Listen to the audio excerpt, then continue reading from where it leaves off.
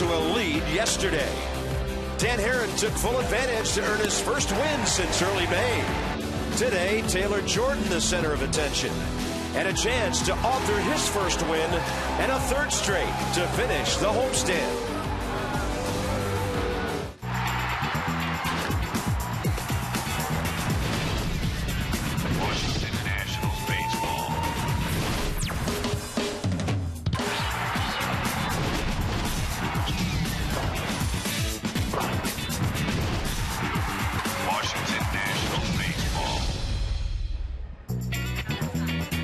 This has been a very eventful homestand. It's a long one that comes to an end today. The Mets are here for the last of four. And you go right down the lineup, pretty much what it looks like today. So the Nats, with those bats making some noise, they're 6-5, by the way, against the Mets in the season series now. We missed you guys yesterday. Great win for the Nats. Good to be back with you. And FP, I know this offense thing is an ongoing process for Rick Shue and his hitters, but it's nice to see some extra base hits and some of those 1- and 2-run swings now. Yeah, there's been serious thump at the ballpark this homestand. When you look at the Nats, they're starting to heat up from the offensive standpoint. They've won 3 of their last 4 games, so you got to start somewhere. When you talk about the last 8 games at Nationals Park, 12 home runs. And how about the team in the last 24 games hitting .251 with 23 home runs and 32 doubles? And yesterday, good old-fashioned Tater Fest broke out at the ballpark, and you see Ian Desmond and Denard Span checking in with his first home run of the year. So a lot of home runs. Bryce Harper going straightaway center field. Dylan G not getting the job done. And that's what you'd like to see, taking advantage of the warm weather, and the bats are starting to heat up. Yeah, Dan Herron was great. Then the bullpen took care of business. So anytime you are able to score some runs, I mean, get 4, it's almost a guaranteed W. And today, a kind of an interesting pitching matchup, a 30-year-old versus a 20-year-old in Taylor Jordan. So a guy mostly in the bullpen, and then our guy still looking for his first win. Yeah, Taylor Jordan last time out. Numbers didn't indicate how well he pitched. 18 of his 23 outs coming via the ground ball. So a guy that's starting to become a little bit more comfortable with that sinker, slider, changeup combination, and I'm looking forward to him against the Mets today. Carlos Torres is 30 years of age. He's making his 3rd start. He's been a bullpen guy. Has actually appeared against the Nats, but in 2 starts, 0.94. And for Taylor, 0-3 with a 3.68. It's time for the guys to get him that first big league W.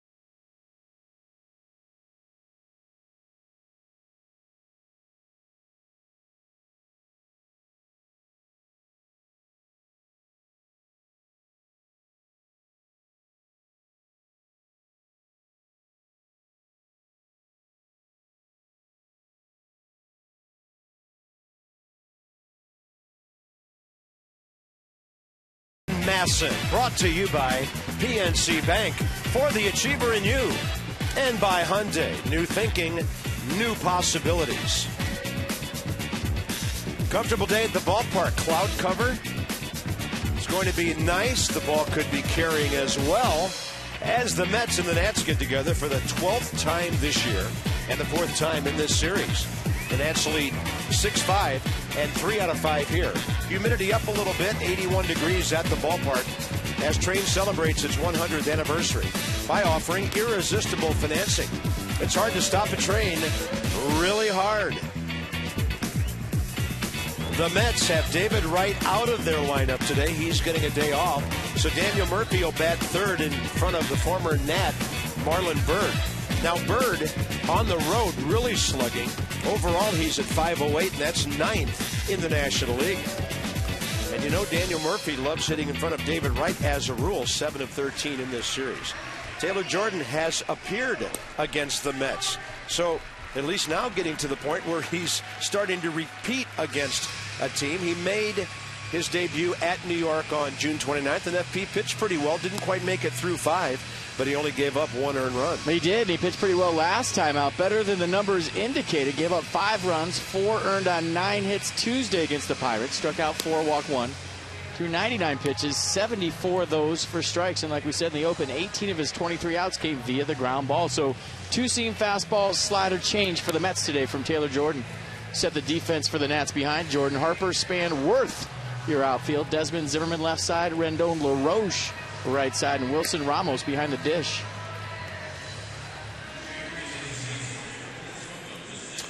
Third-year veteran Vic Carapazza has the plate. Wally Bell is the crew chief, 21st year. Kerwin Danley at second base, his 17th, and Lance Barksdale at third, his 10th. Veteran crew out there. Junior member has the plate today. Davey Johnson's ball club back to within 3 of 500 now with 2 consecutive wins. The Nats have won 30 at home. They're 30 and 25 thanks to Friday night and yesterday. Here's Eric Young. 1 for 4 in the series. Finally got in the Mets lineup yesterday. He's been banged up a bit. Went 1 for 4. Scored a run.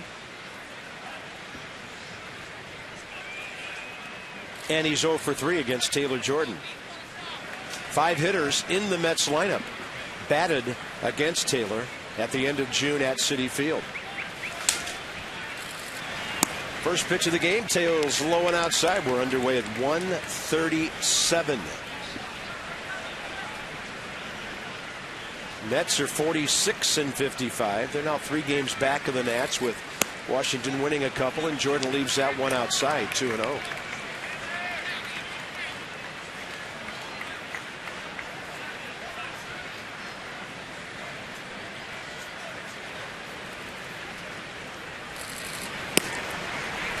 Ball 3, just outside. That one a little closer.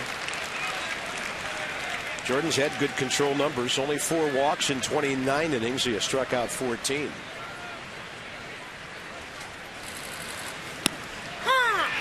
'89 took a little bit off and got it out of half. Well, I think when you're catching Taylor Jordan, he's got so much run on that 2-seam fastball. If you're Wilson Ramos, you really have to just set up right down the middle and let that thing work.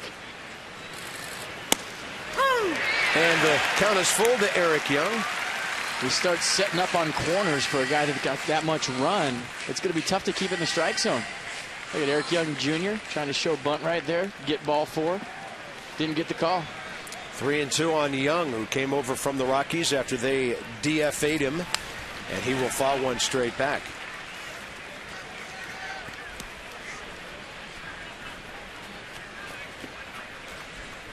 In the division, Phillies are not only playing out of the division, out of the league. They have a 1-run lead at Detroit early. Don't need to keep an eye on the Braves. They don't play till tonight. Phillies have lost 7 in a row. Yeah, they have. 10 out. And a ball flied to left for Bryce Harper. That's a nice 3-0 comeback to get the leadoff man out by Taylor Jordan. Good job by the pitcher. And let's get an update from Julie regarding pitching. Hey guys, well, pitching coach Steve McCatty wasn't feeling so great, and Davey Johnson just told me that about a half an hour ago he went to the hospital. So our thoughts and prayers are with him. He will not be here for the rest of the game.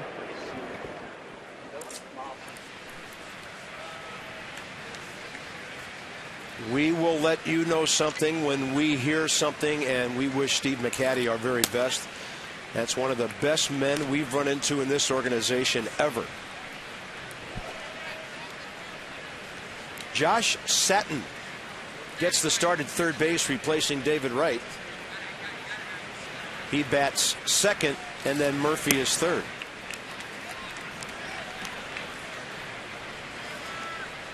In this series, Josh is 1 for 6. He's 1 for 2 career against Taylor Jordan.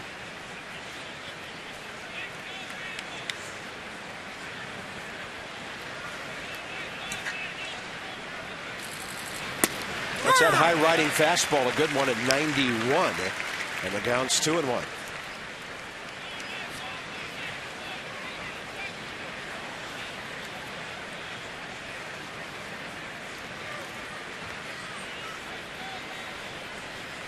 Target's in.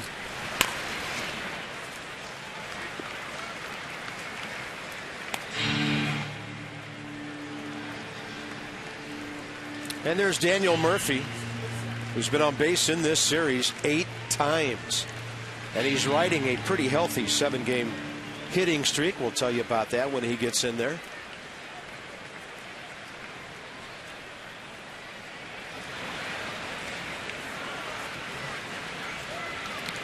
Two balls and 2 strikes. Mets are playing in their 103rd game of the year. David Wright has played in 100 of them with 386 at-bats and not in the lineup today. He's kind of like their Ian Desmond when it comes to being an Iron Man on their infield. That's interesting. He and Davey have managed 81 games against each other. That's in there. So Taylor Jordan has fallen behind the first 2 batters and come back very impressively to get 2 outs. And Josh Satin, a guy that's tough to strike out. And last time out for Taylor Jordan, it was the slider that was his best pitch.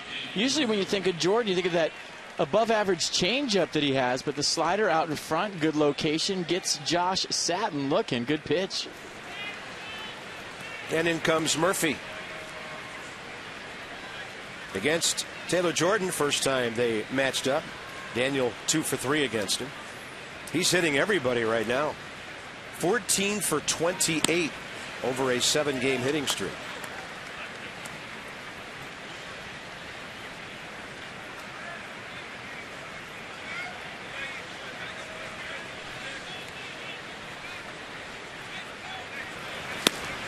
Boy, that is wicked down and away movement with that changeup.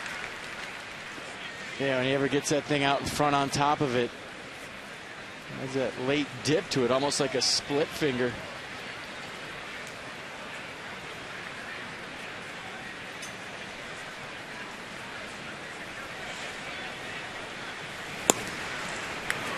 '94, just away, 2-1. Well, that's what I'm talking about when Wilson Ramos sits to a corner with that 2-seamer. Now, if you're throwing to that target, it's going to run off the plate away.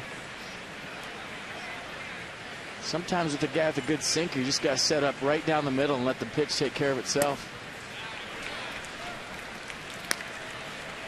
That changeup a little harder than the previous one. Murphy is 5th in the league in hits with 119. He's hitting .310 on the road.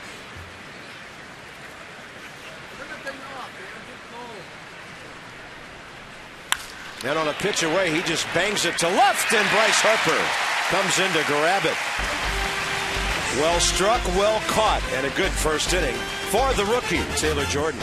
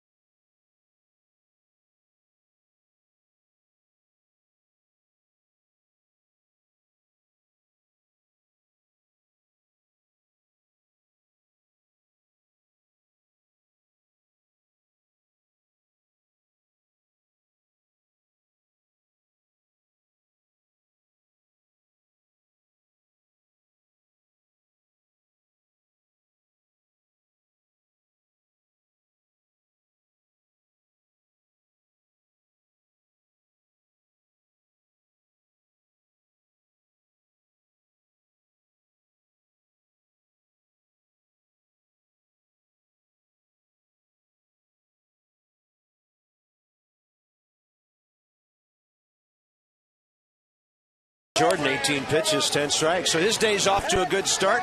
Folks are still coming in. We'll have a nice crowd here, as usual. And the Nats starting lineup brought to you by Mazda. We believe if it's not worth driving, it's not worth building. Denard Span finally went deep yesterday, and he went over the scoreboard. He didn't go for the short wall down the line, but it's good to see him swinging the bat. He is hitting right-handers this year. He's doing quite well here at home. That was his only hit of the series so far, but it was a big one for the Nats yesterday. Rendon is in there. Wilson Ramos in the 8th spot. Carlos Torres, career 7-7, 56 games, only 8 major league starts. So the Mets are giving him a go as a starter here at the age of 30. Time in the big leagues previously with the White Sox and the Rockies. Yeah, last start on July 23rd at Citi Field against the Braves. He got the 4-1 win, gave up just 1 run on 7 hits over 6 innings, struck out 6, walked 1. Through 96 pitches, 65 of those for strikes. So fastball, 37%, cutter, 44%, curveball change to go with it. He throws lots of cutters. And he was living on the edge against the Braves last time. They hit him hard.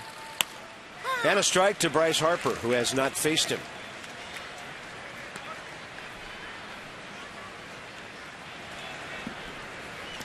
He allowed a leadoff home run last time out to Andrelton Simmons, and that was it. But like I said, a lot of hard-hit balls by the Atlanta Braves, and they didn't have a whole lot to show for it. Yeah, he pitched 7 innings, only gave them 1 hit and 1 run. That was crazy. Walked a couple, but struck out 6. Harper will ground that one to Daniel Murphy. Torres evidently is hard to pick up during the day. 1.45 ERA. Well, it's better than being hard to pick up at night. Young Lagares Bird in the outfield. Quintanilla Satin left side, Murphy Davis right side, and John Buck behind the dish.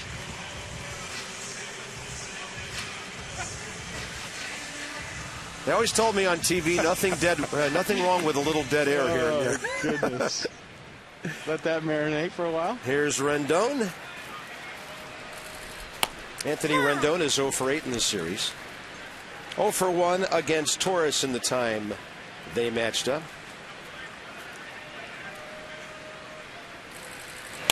It's a breaking ball. Upstairs a little bit, center cut. Anthony fouled it back. When he's locked in, I could picture that one heading straight for the scoreboard. Sun blazing now after real cloudy conditions to start the game. Things are clearing up here.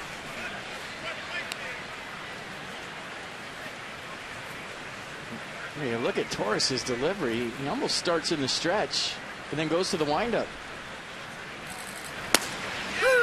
Wow. He gets that call, he'll be pretty tough. That appeared to be a tight slider right at the knees on the outside edge. 2 outs. Well, that's the cutter right there, and it starts on the plate and just runs to a corner and just gets the bottom left corner of the strike zone, 88 miles an hour, and Anthony Rendon can just watch as Carlos Torres places a perfect cutter on the outer half for strike 3. Here's Ryan Zimmerman. Ryan's battled back to have a good series, even though he went 0 for 4 yesterday, 4 for 12. And the home run, that's a busted bat and a ball in center. Coming in, Lagares, and he drops it. Not an easy play, full run, looking right into the sun. And it hit part of his glove. Zimmerman's aboard. I think they're going to give him a hit on that, and they do. There's a lot of elements for a center fielder on that play. At this time of the day, FP, we've seen it before. Yeah, you see Ryan Zimmerman with the bat kind of halfway in his hand right there. Lagares, who's caught everything this whole series, gives it a good go. Good effort right there. Ball hits him on the heel and a full-on sprint for the baseball, and Ryan Zimmerman will take it, and there goes a no-hitter.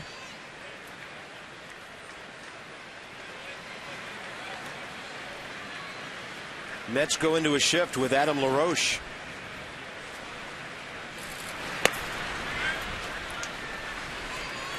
They have pitched him well in this series. Adam 0 for 10.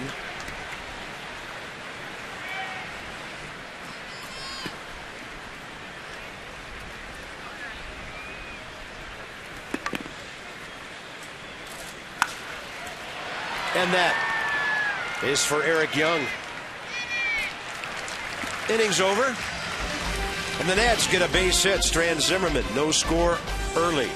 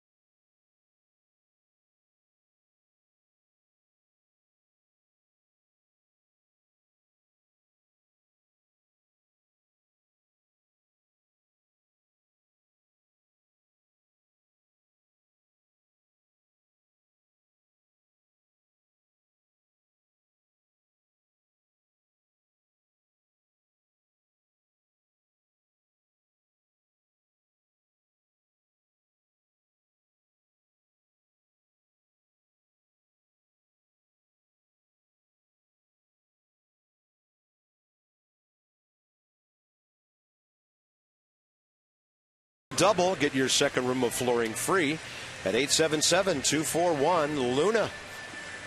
The Nats are averaging 33,669 per game here at this beautiful ballpark. Sixth highest average attendance in the National League. And we're going top two with Bird, Davis, and Buck coming in for the Mets. Let's go inside the numbers with STG. So when the Nats beat the Mets, it tends to be lopsided. When they lose, the Mets have totally shut them down. What a contrast. Feast and famine. Look at the runners in scoring position in the wins.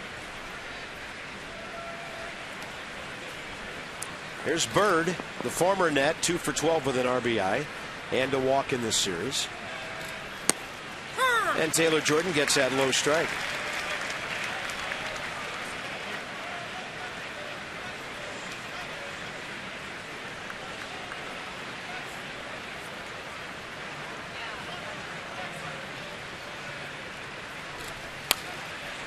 Get ahead, you've got a guy reaching, and then quickly 0-2.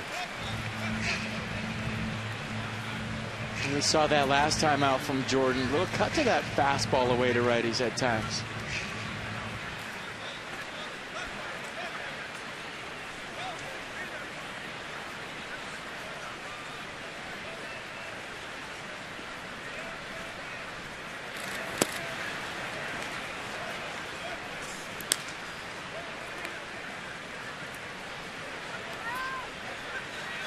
Marlon Byrd is 1 RBI out of the top 10 in the National League.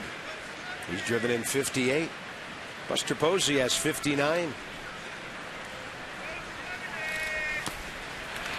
Big time deception there, 85. And that ball just diving for his second strikeout. Well, that whole at-bat right there for Jordan was about establishing the outer half of the plate to Marlon Byrd. Once he threw the fastball out there for a strike, then nibble with the fastball after that. He starts the slider on the outer third. Bird sees fastball, doesn't pick up the rotation, thinks it's another two-seamer away, and commits. So nicely done, good sequence, setting up that strike three slider to Marlon Byrd. Facing left-hander Ike Davis now.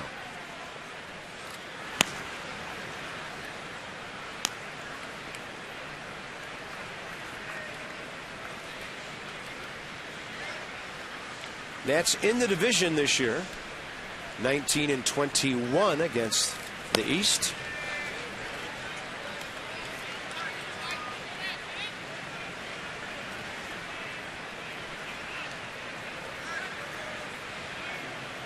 And just a home and home with the Mets left after this, the 12th meeting of the year.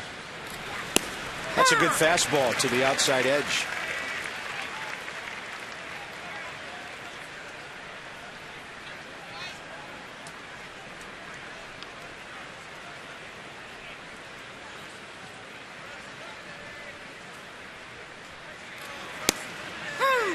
Nice work rate, nice rhythm here. Mercedes-Benz will track strike two. And everything low in the strike zone, too. Hey, look at that pitch right there. Good frame by Ramos. So Ike Davis looking for something away. Got something on the inner half. He'll take the changeup.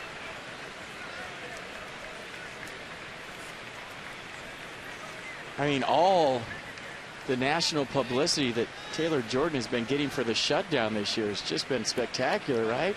They shut them down, 121 innings right now in a pennant race. Have you heard? They are? Mike Rizzo having to answer all these questions about the Taylor Jordan shutdown this year. It's just been crazy. Media circus. Yeah. Right side, Rendon. 2 outs.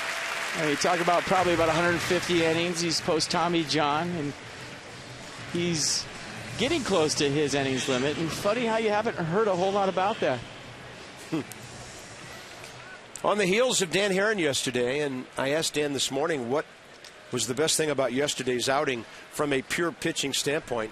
He didn't get too technical. You know, fastball was here, splitter was there, blah, blah, blah. He said, I kept the ball down all day. And he said, I just can't throw my fastball up in the zone and expect to get away with it. And yesterday he kept it down beautifully. Easy fly ball, Jason Worth, 6 in a row for Taylor Jordan to start today. Worth to lead off.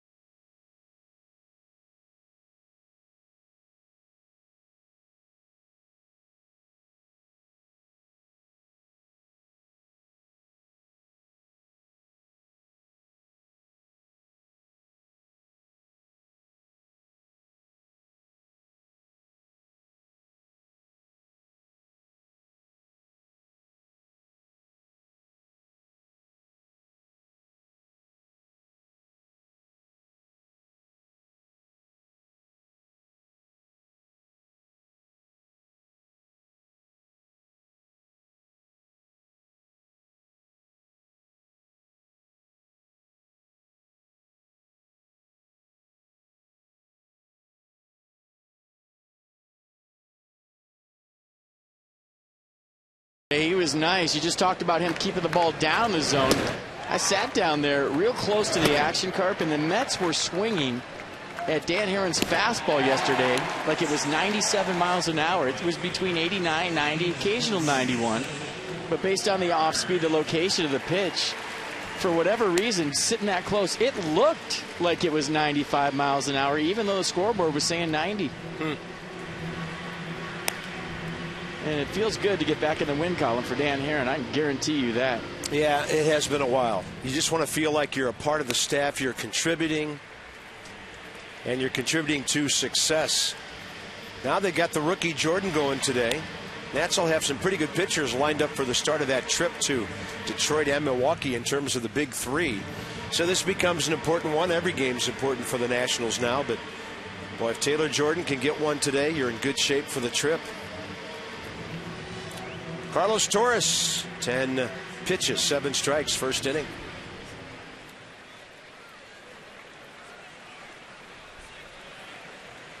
And it wasn't so much just sitting that close to the action with the Dan Herron fastball looking crisp yesterday. It was the swings that the Mets were taking at it to where they were tardy all day long on the heat.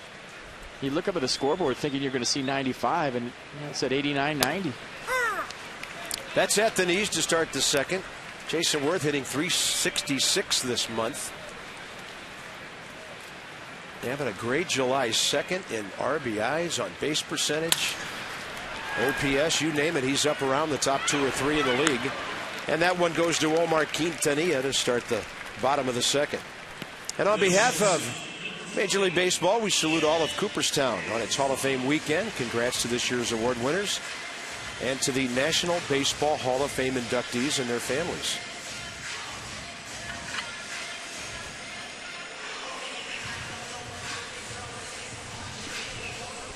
No players this year, right? Nobody got voted in. That's no fun. But Tim McCarver's having a fun weekend. Yeah, that is fantastic. Congrats to our Fox colleague, Tim, who's worked at a high level for many years. He was a Mets broadcaster for many, many seasons. Ford C. Frick Award winner, Tim McCarver. Congratulations. I think he's the second analyst to win it. Tony Kubek the other. That ball hit well by Desmond to the gap in right center. That's going to hit right at the base of the scoreboard. Ian was in full motor around first base in case that ball wasn't covered, but Lagares got to it. And Ian Desmond has his 44th extra base hit. But once you see that thing's going to split the gap, Ian Desmond thinking 3 all the way, waiting for some kind of kick off the wall. But watch him stay inside of this cutter. Good approach, going the other way, got a pitch down and in and rode it to the wall in right center field. And when he came around second, Carp, you called it. He hit another gear. And the reason you do this as a base runner is right here you're thinking 3, and you're looking for a bobble. As soon as he fields it cleanly, you pull up. Next up, Denard Span.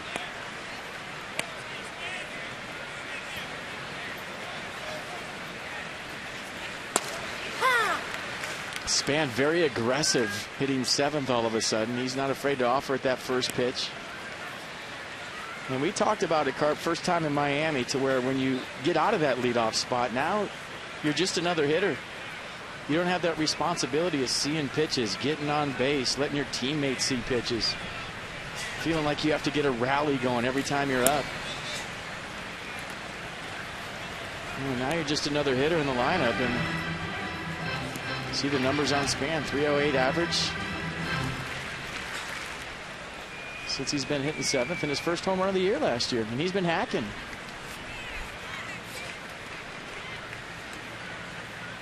Yeah, got it over the 15-foot wall out there to the right of the scoreboard. Saw 4 pitches yesterday, total. Well, here it is, check it in. Denard Span, first home run of the year, got him. Pitch on the inner half, just gets out of here in right center field. A lot more aggressive, hitting 7th. Most hits in the majors without going deep, exactly 100. It was his 24th career home run. And that's our AT&T fact of the game.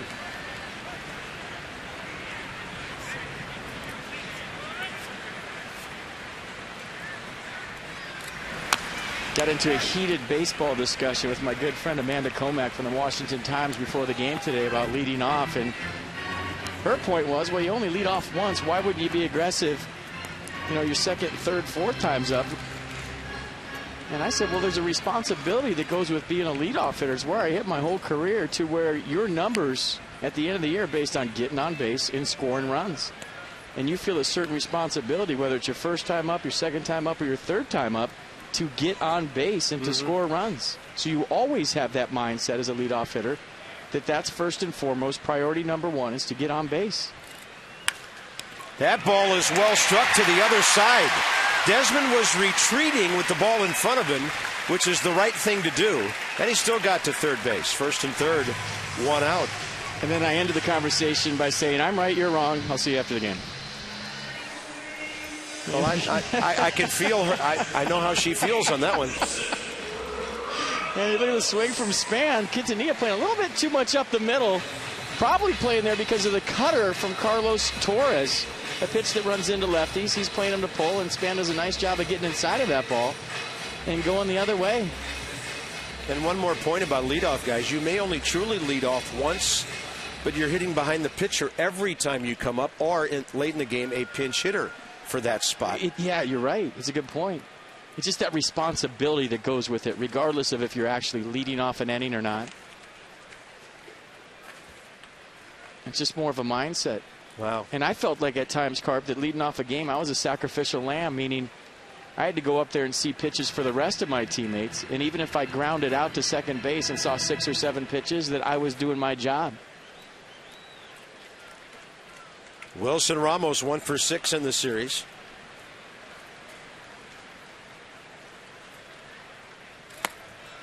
Big cut. And he was trying to make it 3-0 right there. Inside the numbers with STG Inc. And Wilson has always hurt the Mets. So look at that, minimum of 50 at-bats, highest of any hitter in terms of average and slugging percentage. Something about the blue and orange just gets him going. Buffalo taking over Manhattan. It could happen. Yeah.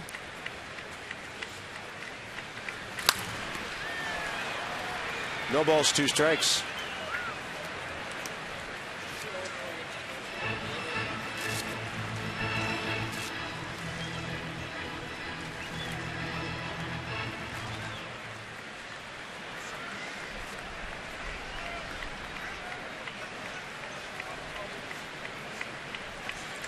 Ramos, 16 games off the DL, hitting .309.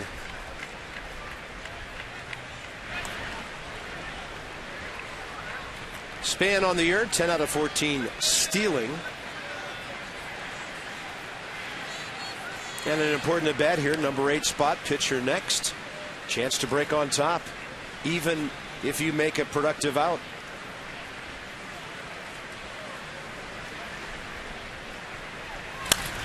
That is productive. Into the gap.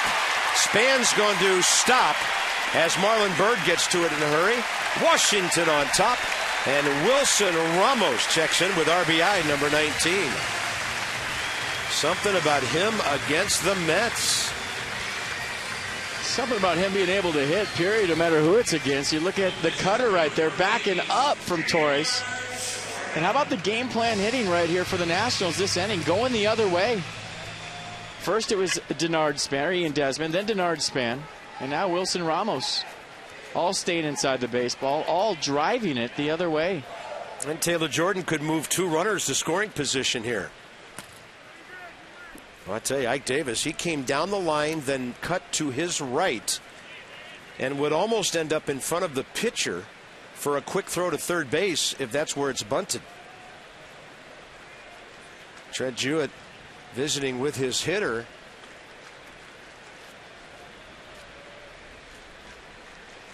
You would, of course, want the bunt to go toward the third baseman and make Josh Satin handle it. We got good speed on second. Just get it down and keep it away from Mike Davis, who's right in Taylor Jordan's face. Yeah, he's going Keith Hernandez here with the charge. And then he saw something, retreated a step or two, and then after the visit by Jewett, Jordan's swinging away.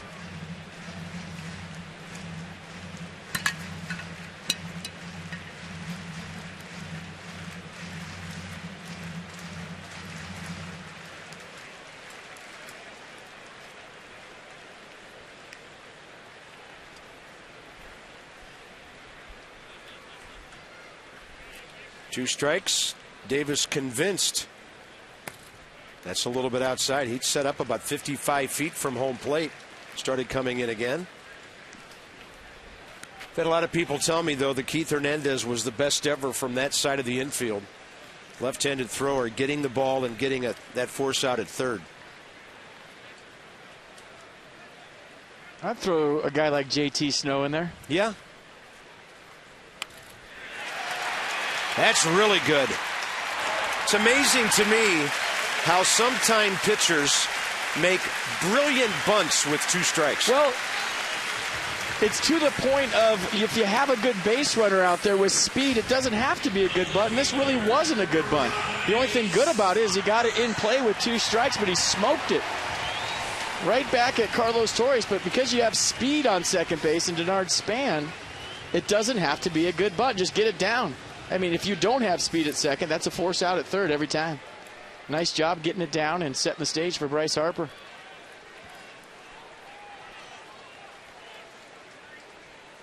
So much easier to bunt when you have speedy base runners out there. It doesn't matter what it looks like.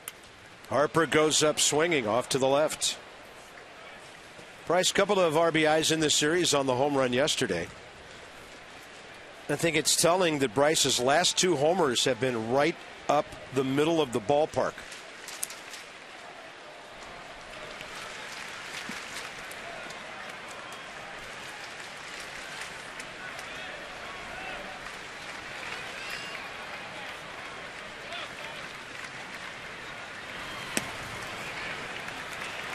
Up high, counts even, 1-1. Well, you can even see on that check swing how Bryce Harper's really fighting to get his hands inside the baseball so he can put the ball in play and try to score Span and Ramos with the base hit. And he's really just kind of, you see his approach right now. It's to the other side. His first move is clearing the hips, getting his hands inside.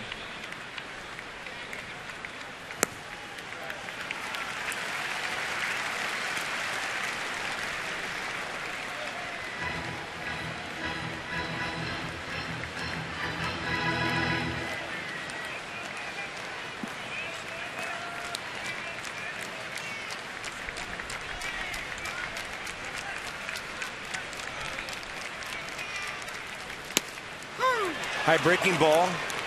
Backdoor variety, 2-2. That's 78 miles an hour. The curveball right here from Torres. Top of the zone. Got the strike call, but that's not where you want a curveball to be up like that. Those go a long way.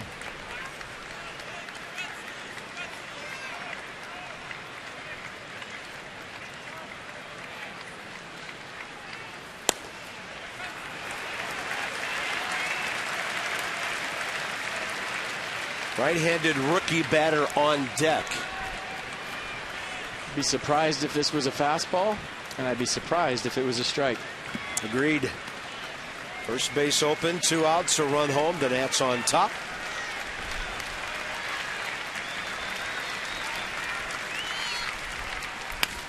Harper, left field. It is dropping. Here comes Ramos, and he will rumble home. The Nats lead 3-0 as Bryce Harper has driven in 4 in this series.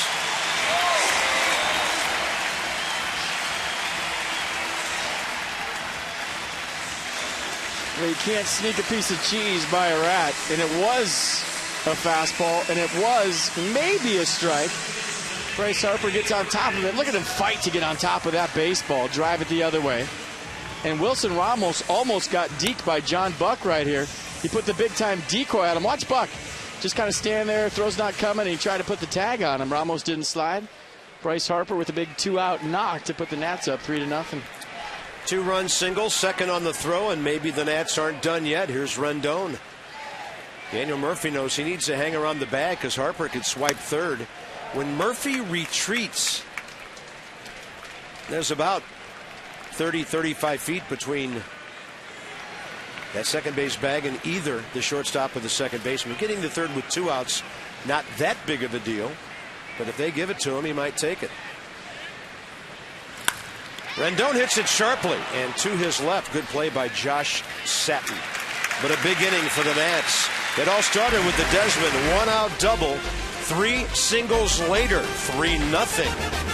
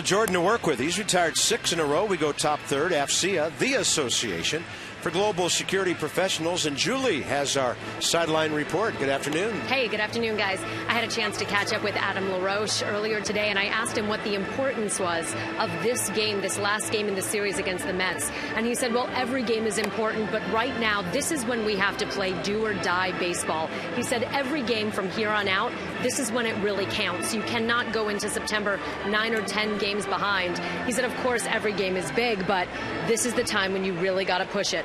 He said, you got to strike that balance between being intense and still staying relaxed. And if the music, guys, that they've been playing in the clubhouse recently has any indication of that, Bob Marley, and today in the batting cages, none other than Miss Britney Spears. Come on. Keeping it fun. Well, you know, who's real big on that is Rick Shue, the new hitting coach. He put some speakers in the batting cage, and whenever somebody's hitting, he tries to put on the type of music they like. So when Adam LaRoche is hitting, he puts on country. Kurt Suzuki's pitching, he puts on some tropical Hawaiian music. So not only a hitting coach, a DJ, Rick Shue. I wonder who chose Britney Spears. But you know why, though? I mean, to get a little bit deeper, hitting's about relaxation. And at the highest level, if you can be relaxed, your athletic ability takes over. When you're tight, you have a tendency to squeeze the sawdust out of the bat. And part of Rick Shue's deal is all about mechanics and approach and what you're looking for in a certain at-bat, but a lot of it is about relaxation, and music can play a big role in that.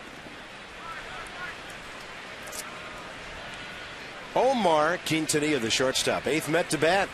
Carlos Torres, the pitcher, next.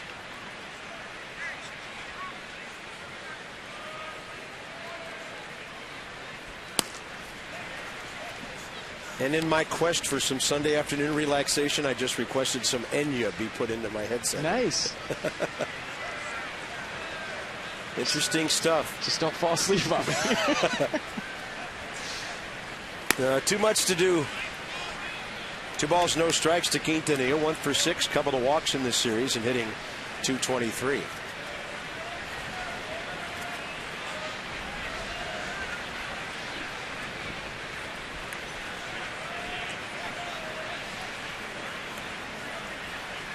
He's 0 for 4 against Taylor Jordan. Very late for that 93. Nissan will track it. And just kind of ran out of bat right here as this sinker moves away from Quintanilla.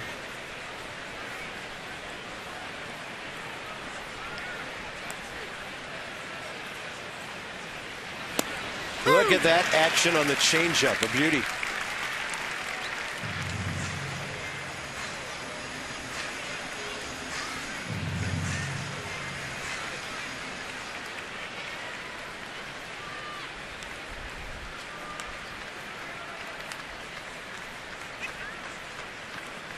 And another. He is doing some pitching right now. 3rd strikeout, 1 in each inning, 8 in a row. Yeah, a couple of good changeups right here from Jordan. First a fastball away for strike 1, then strike 2 and 3. Changeups. A little outside on pitch track, but he definitely hit Wilson Ramos's glove and hit a spot to get the called third. That'll bring in Carlos Torres, the pitcher, with 2 outs. He's 3 for 13 career. 1 for 4 this year. And he'll hit one to right. Jason Worth always plays pitchers shallow over there when they're right-handed batters. And 3 great innings by Taylor Jordan. 3's the big number right now.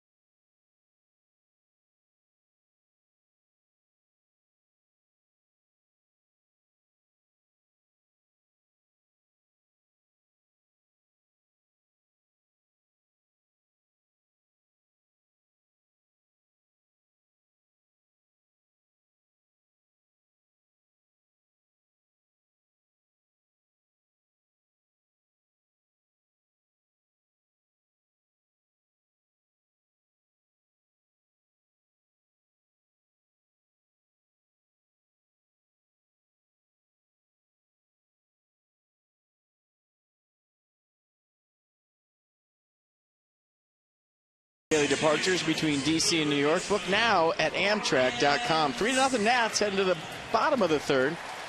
Taylor Jordan has been spectacular. But how about the offense with the 3-run second inning? Everybody going the other way. First Ian Desmond and Denard Span. Wilson Ramos go the other way. And I think Taylor Jordan just realized the importance of helping yourself as a pitcher by getting this bunt down with 2 strikes. It set the stage for Bryce Harper for whatever reason, got a 3-2 fastball with first base open and 2 outs and a struggling Anthony Rendon on deck to drive in those 2 runs that Taylor Jordan did a nice job of putting into scoring position for Bryce. 3-4-5 for the Nats, bottom of the third. Visit Kia.com, learn why Kia is one of the fastest growing car brands in America. So Ryan Zimmerman at home, Mr. Walkoff himself, LaRoche, taking care of right-handers pretty well. And Jason Worth in a lot of categories having a great July. How about the sound of that double to left field? Ball buries itself at the base of the wall, and Ryan Zimmerman is 2 for 2. He's now 6 for 14 in this series. And watch the top hand of Ryan Zimmerman. It's something I've noticed lately. Watch him roll those wrists and get on top of the baseball. And this is something I've seen the last couple of days to where he's really rolling the wrists after contact. You see the perfect barrel of the baseball right there and getting on top of that ball, right it down the left field corner for a leadoff double. Switch to 100% fiber optic Verizon Fios and supercharge your internet speeds. Adam LaRoche fly ball to left first time. Runner at second forces the left side of the Mets infield to stay home more than they usually do against Adam. Quintanilla right behind the runner. Josh Satin at 25 feet off the line at third.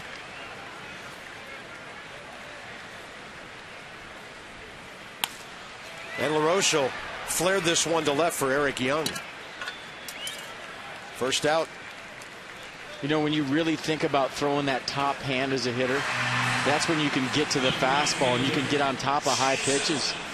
Barry Bonds used to do a drill in the cage to where you would throw him soft toss from right in front of him and he wouldn't have a bat in his hand. It's all he would do is take his top hand and catch the baseball with it, kind of moving that top hand into the zone and catch the ball with his bare hand. That was emphasizing to him that he really wanted to get a throw of that top hand to get that barrel in the strike zone. And Ryan Zimmerman, who about 2-3 weeks ago was having trouble getting to the fastball, all of a sudden is getting to every single one with that top hand.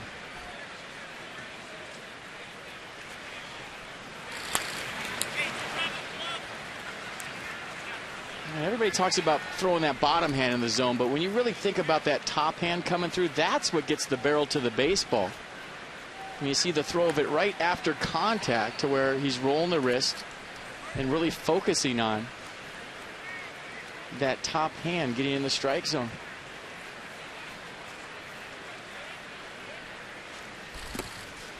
Ball bounces. John Buck keeps it close. Worth ducks in case there's a throw to third. And the count's 1-1.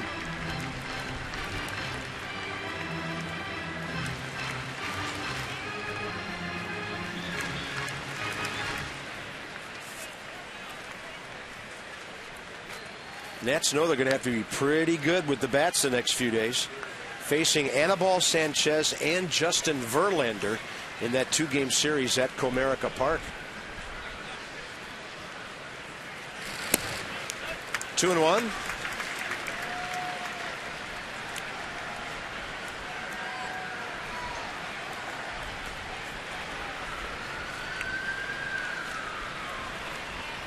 Big day already for Ian Desmond with that double igniting a 3-run rally.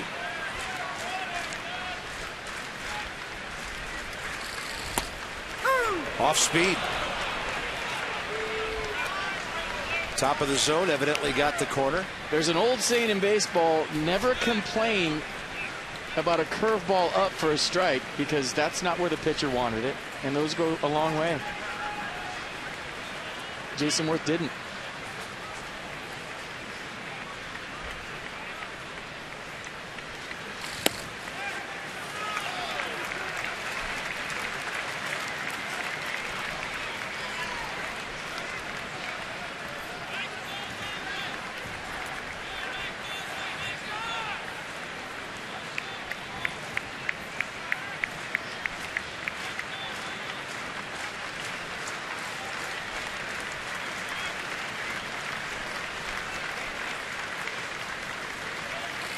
That's a breaking ball that almost put Zimmerman on third base. Buck had to pick it on ball 4. And for Jason Worth, his 29th walk of the year. The Nats again 2 men aboard with 1 out. Ian Desmond had a nice afternoon yesterday. 1 for 3. Big fly. 16th home run of the year for Desmond, and it wasn't a cheapie. Red seats all the way. I like the new look, by the way. Old school stirrups. Pants around the knees. Got the baggies going. It's a good look.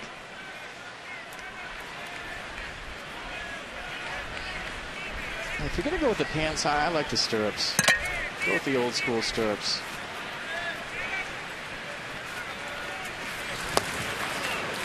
And Desmond goes up hacking. And for you kids at home that have no idea about stirrups, the high part goes in the back and the low part goes in the front. See, those are the newfangled soccer socks that everybody wears that Ryan has on at second base. And those are the bell bottoms on deck that everybody's wearing now.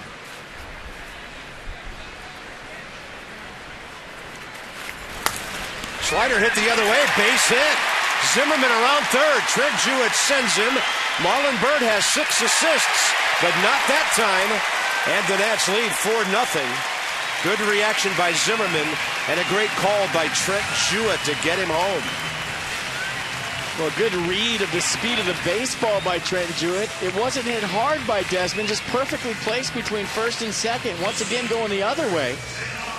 This time it looked like a curveball down, and Trent Jewett just waving Ryan Zimmerman home. You knew it was going to be close. And because of the secondary lead and the hard work before the pitch by Ryan, it enables him to score. See Denard Span directing traffic back there. That's what you're supposed to do as an on-deck hitter. Run up to the plate and tell the guy to slide or not. Nice send by Trent Jewett. First and second, 1 out again. Here's Span.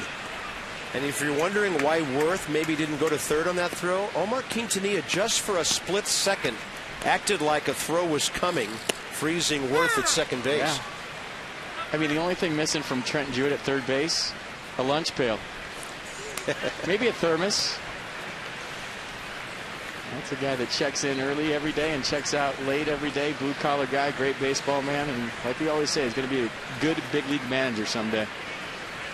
Guys love him.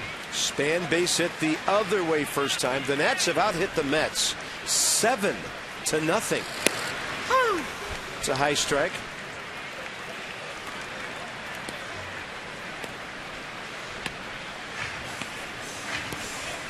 It's Ian Desmond, perfect day. Zimmerman, perfect day. Through 2 at-bats. Stringing hits together in this inning, a walk in between.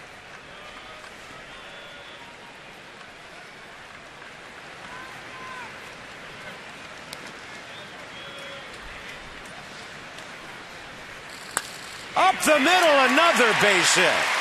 Here comes Worth, and because Lagares, who has 7 assists, was playing shallow, Trent Jewett holds Jason Worth. So he's made 2 good calls at third base this inning. Well, he's got a great arm, too. And he was cheating in on Denard Span, but how about the game plan hitting here as a ball club by the Nationals? I think Ryan Zimmerman might have been the only one that pulled the baseball so far. Look at Span going up the middle. Ian Desmond went the other way twice. Denard Span technically went the other way twice. And here comes the Buffalo, Wilson Ramos.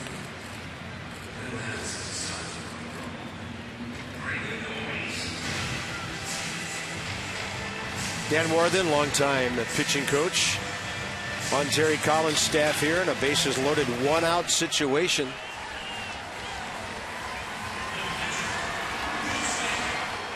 And Ramos could make it huge. Sammy Hagar is coming to the Nats live stage Thursday, August 29th. After the Nats play a night game against the Marlins. Game tickets start at $10. Go to nationals.com/Nats Live. Party into the night. Free post-game concert. You must have a valid game ticket. That night, some restrictions apply.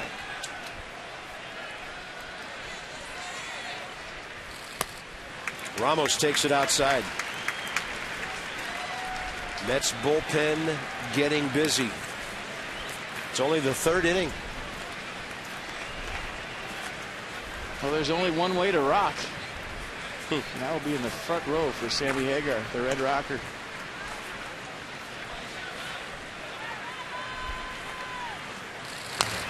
So rumors of a Santangelo mosh pit have been over-exaggerated? There'll be no mosh pit. 1 ball, 1 strike. I'll just have my mullet wig on in the front row.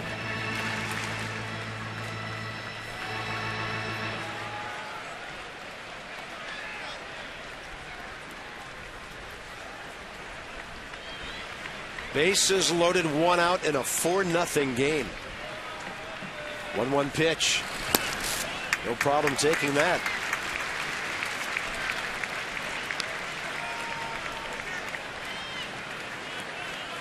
Now, you mentioned his last start, Torres.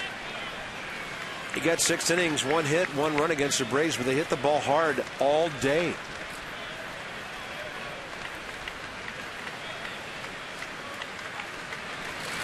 Ramos, left field, heading for the bullpen. See you later. It's a grand slam, and the Nationals lead 8. Count 'em, 8-0.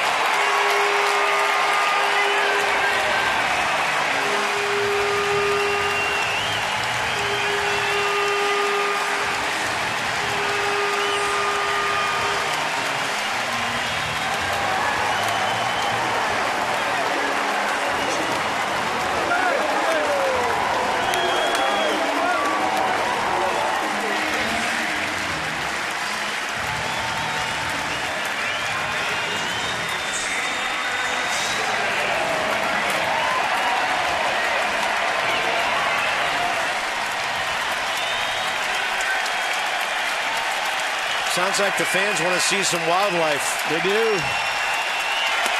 I see the buffalo on the top step, and there he is.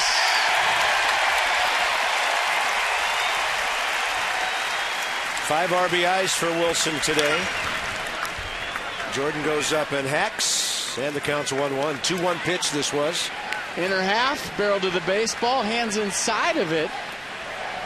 And as soon as he hit it, you knew it was a grand salami. 8 runs on 9 hits. And check out how he slides his hands into that slot. Barrel comes last. Tons of torque in that swing. Big man hit it into the Mets bullpen. And when you watch the video today of Carlos Torres, I told you, I said this suits up for a big day for the Nats offense. And so far you can see it. 2 1/3, 8 runs. I guess you could call a Buffalo grand slam a stampede, right? Desmond, Zimmerman, Ramos, 3 slams this year. Second strikeout of the day for Carlos Torres. That's okay. Taylor Jordan needs to go take a breather and work as long as he can now with a big lead. Top of the order, Bryce Harper. Nats have hit 99 home runs this year. Well, the approach all day long has been great from the Nationals offense. It seems to be like the game plan has been to go the other way. But if you're going to make a mistake and your hands are in the right slot, you'll pull the ball naturally. And that's what happened with Wilson Ramos. You see the reaction in the background. And offense, as we said in the open, is starting to heat up.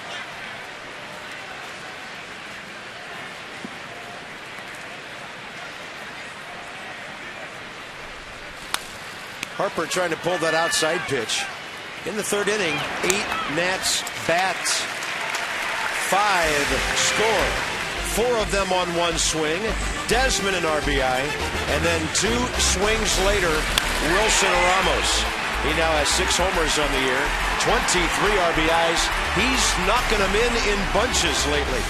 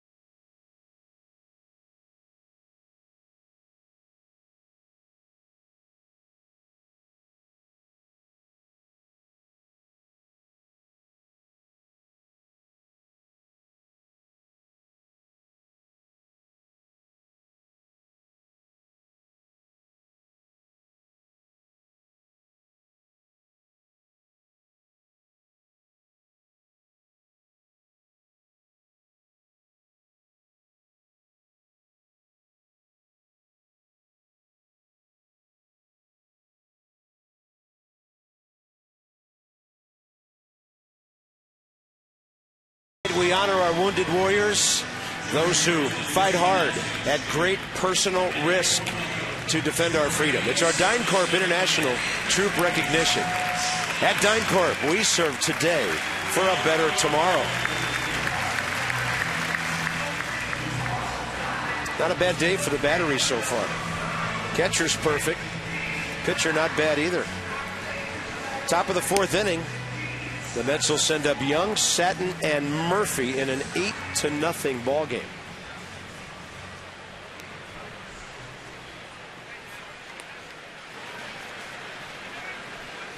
Well, we also had that graphic in the open when the Nats score so many runs. What did it say when they score 8 runs? What's the record? It better be pretty good. The record when leading 8-0 after the third inning is pretty good. 2-0. So 37 pitches, 23 strikes for Taylor Jordan. Eric Young flied to left to start the game.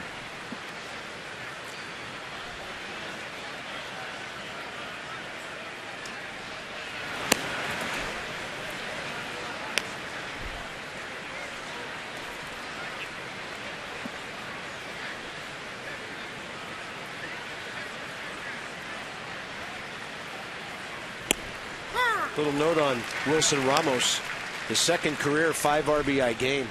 Just too bad it took him all of 24 days to do it again after he did it on the 4th of July. Had a pretty good month doing that. 1 ball and 2 strikes now as Jordan keeps throwing strikes. You have 2 5 RBI days in a month? That's spectacular. Yeah.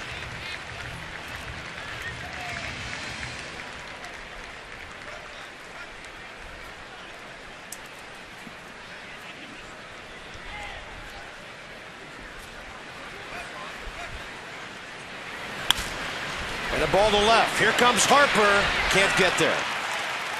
And the Mets have their first base hit by the leadoff man in the 4th inning.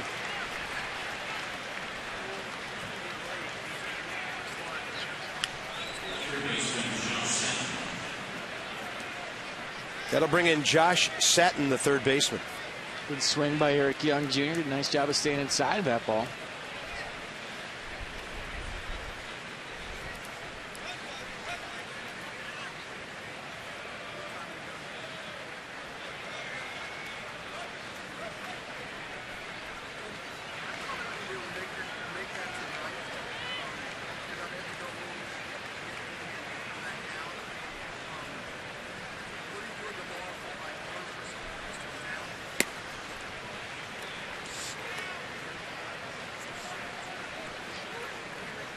Sixth major league start. 0-3 record. ERA good enough to have a win or 2 by now.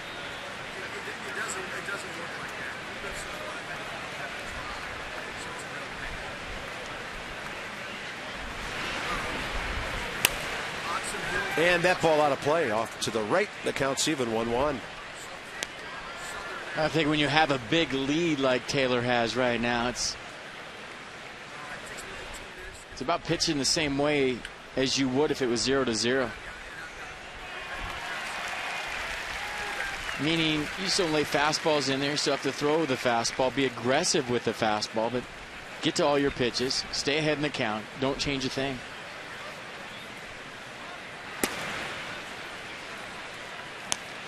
Two balls, 1 strike. As many runs of support today as he got total in his first 5 big league starts.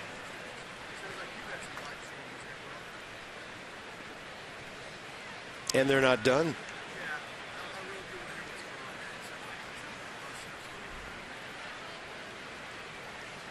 Two 2-1 pitch. Young a short lead. That looked like a commitment. That's a swing.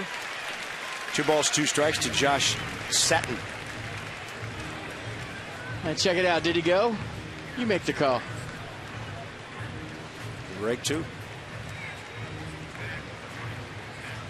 That's exactly what Max Scherzer said last night for the Tigers. That big lead they had against the Phillies, about how he had to get to all of his pitches still, even with a big lead, and how sometimes that's hard for a pitcher to do. But you have to stay aggressive with the fastball, still hit your spots, and still try to tell yourself it's a 0-0 game. And he leads the major leagues with 15 wins. Got him! Delayed call by Vic Carapazza. Thought about it for a second. Satin walks away, and he's pretty close to getting tossed. He will leave just in time. He's been called out twice. Well, he thought it was down. It's the slider from Jordan. Good frame by Ramos. And like you said, a little delayed call, but according to Pitch Track, it had good height. Josh Satin didn't think so. He can almost read his lips. Say, what am I supposed to do with that? One out with Daniel Murphy coming in.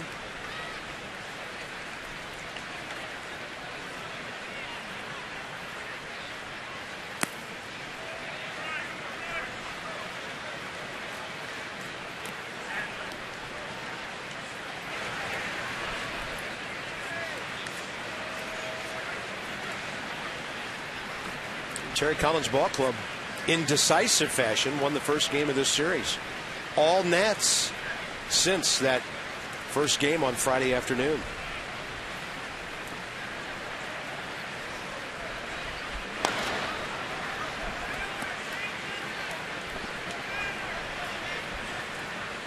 Excellent performance by Ross Ohlendorf set the tone for the Nats to get the walk-off Zimmerman homer to win it. 3 homers yesterday, a grand slam. Lots of good hitting today.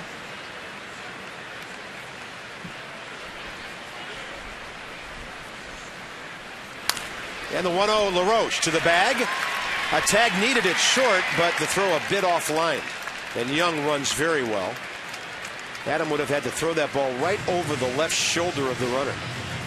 He got the out, 2 down. Well, too much speed. I mean, once you leave your feet right here, the gig is off. So just take the force out right there at first. Once you take that force out, the force is off at second.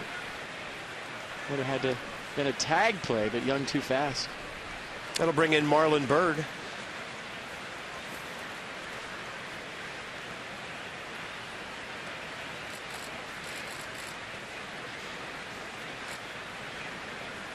Of the 4 Taylor Jordan strikeouts, Bird's the only one swinging, and that was a pitch in the dirt. Ramos tagged him for the first out in the second. Starts him off soft, gets ahead.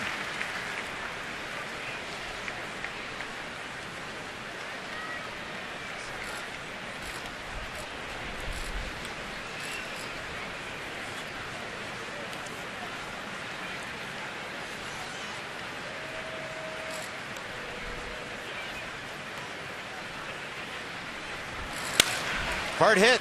Rendon off his glove into center, and a run will score. Anthony got to the ball, and Marlon Byrd checks in with his 59th run batted in. We talk about it all the time. When you're a ground ball pitcher, you're at the mercy of the direction of the ground ball. Marlon Byrd does a nice job right there on a 94-mile-an-hour sinker from Jordan of going back up the middle. It looked like Rendon was there in time. Maybe even overdove that a little bit, hit the heel of his glove and kicked into center. Kind of a different day. Only 2 ground ball outs, but 4 strikeouts. He's had some good swing and miss stuff, and some other pitches just painting. Ike Davis will break his bat and drop one into right center. 3 hits in the inning.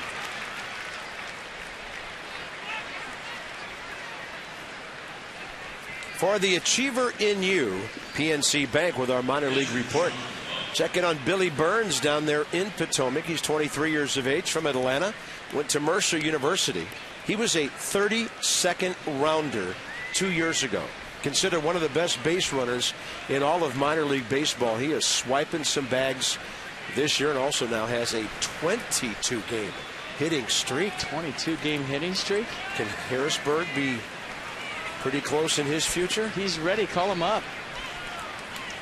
Here's John Buck, flied to right first time.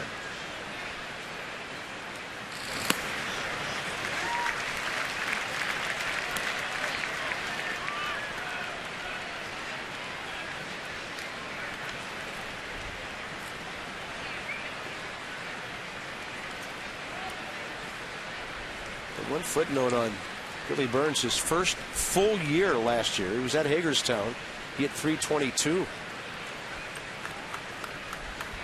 Good baseball name, too. It is. 1-1.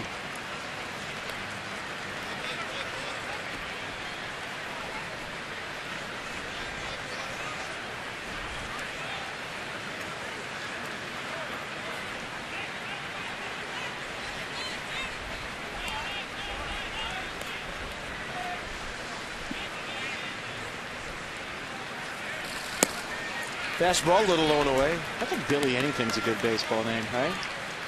Billy Martin. Billy Bean. Yeah. You still don't hear. Hey, you had a boy. What'd you name him, Billy? You just don't hear that anymore. Yeah. Billy Ripken would be a lot more famous when he's for the other guy in his family. Yeah.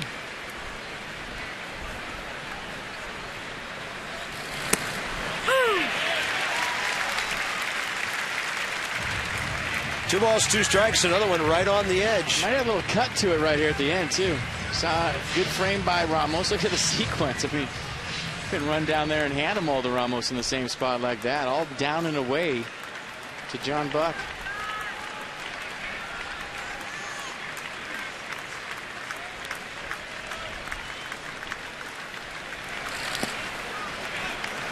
Good block.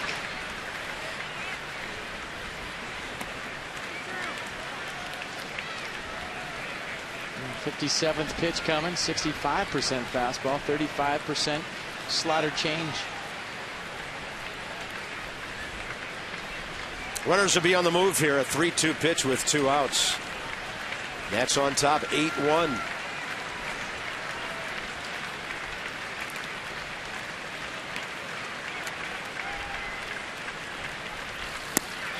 Change up on 3-2 with a 7-run lead.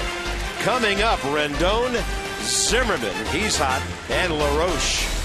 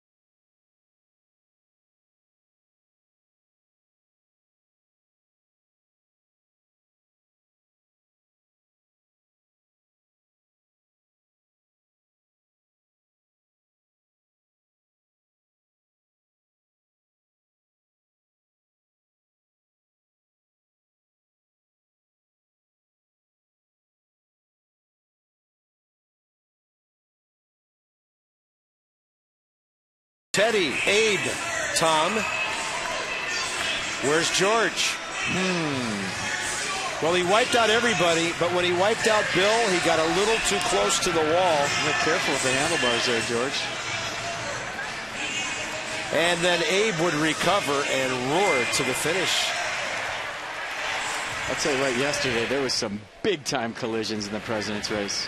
I think Abe dove out of the stands, and it was pretty gnarly. Anarchy, huh? Yeah. A call to the bullpen for the Mets, packaged by the UPS store. We love logistics.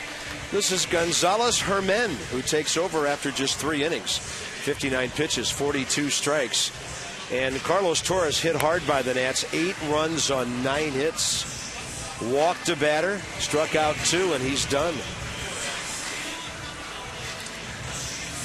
Gonzalez Hermen, 9th inning with a walk to Ian Desmond as they closed out that 11-0 win on Friday afternoon.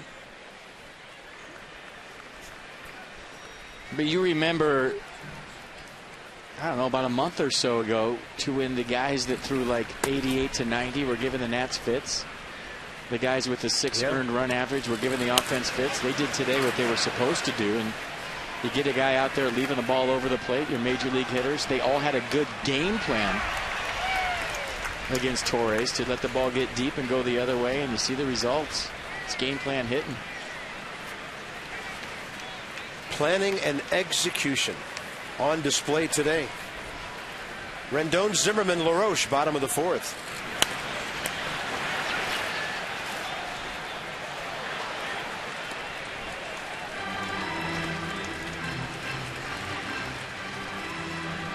Ryan Zimmerman, Adam LaRoche, the one-hitter due up in this inning. It might get to Worth.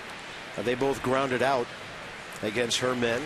Friday afternoon, Desmond had the walk, and then Span flew out against him. So the Nats getting their second look at him. Gonzalez Hermen from La Domana of the Dominican Republic.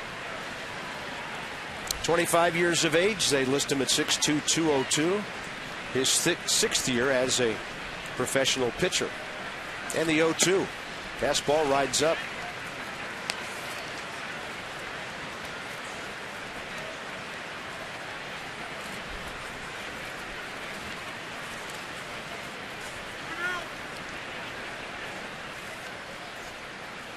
Yeah, 3-pitch guy. Fastball, slider, change. Fastball averages 93. There's a lot of change-ups to lefties. 84. Diving down and away. 2 balls, 2 strikes.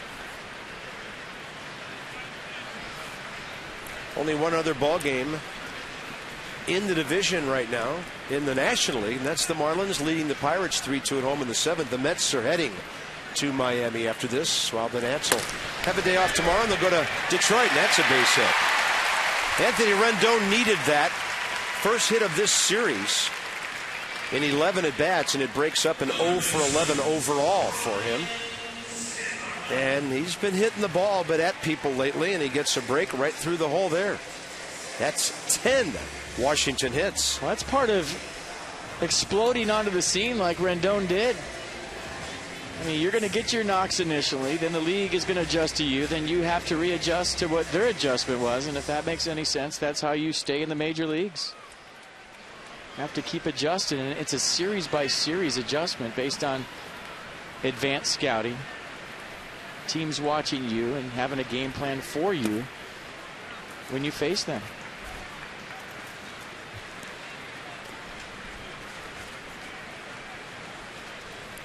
A flare to center that hit off the glove of Juan Lagares, and then a double, I mean a ringing double down the left field line. Ryan Zimmerman's 2 for 2 today. Batting average back up to 280. That's on the corner.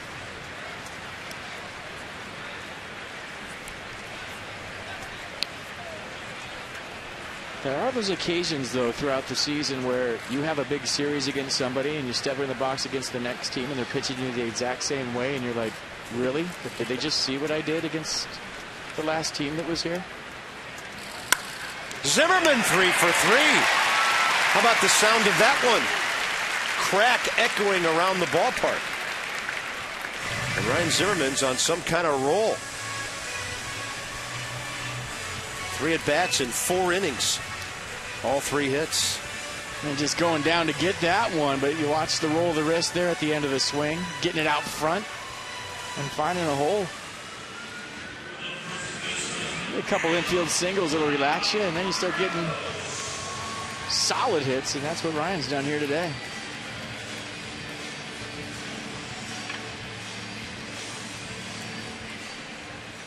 Adam LaRoche twice to left field with fly balls, 0 for 2. Having a tough series, hitless in 12 at-bats. But that's okay. The rest of the offense is perking along, and Adam will get it going here shortly.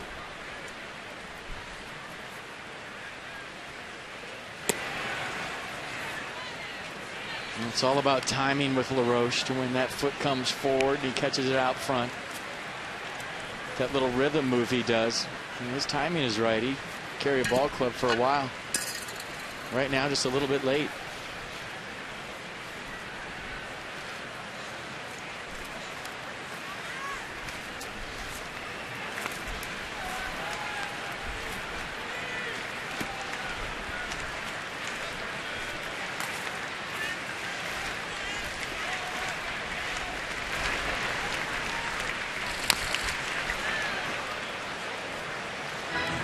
Counts even on a ball in on his hands.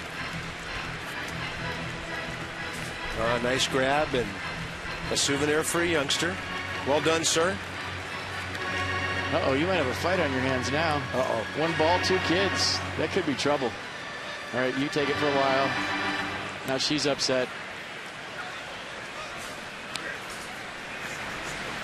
He wants to throw it.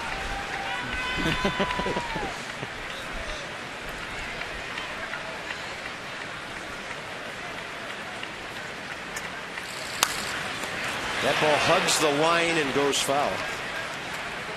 I think it was maybe 2 years ago when we had the little girl in Philadelphia who went from upper deck to lower with the souvenir her daddy had just handed her.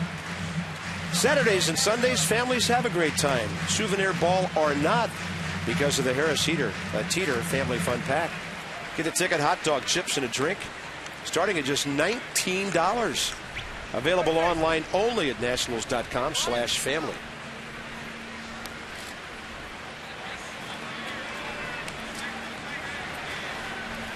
Man, he's still got that baseball. I don't think his sister's getting it back. And she doesn't look too happy at all. She's like, Dad gave me the ball, and why does he have it? She might be heading for the team store shortly. Yeah.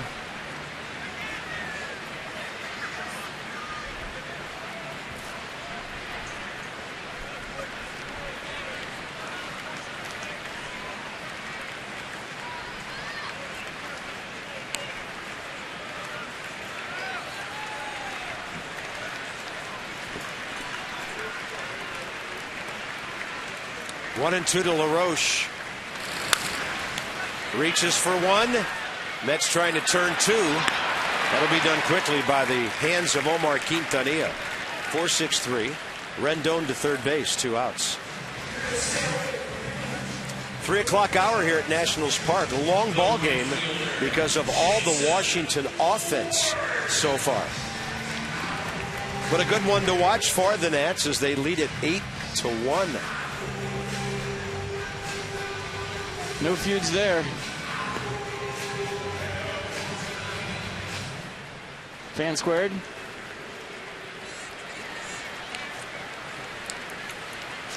Worth 0 for 1, walk and a run scored.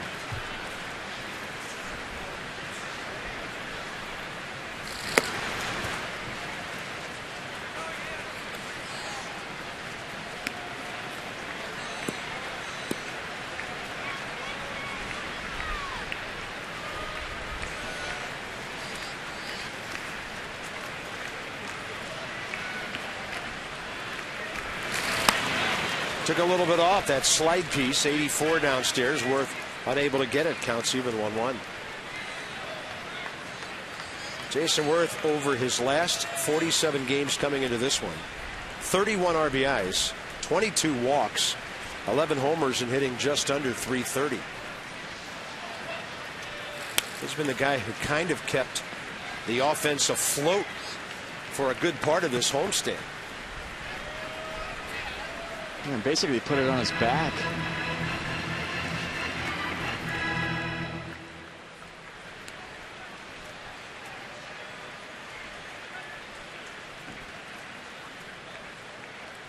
One and two the count. And Worth will drive in a run. Nationals get that run from the Mets right back. And just continue to swing the bats beautifully here today.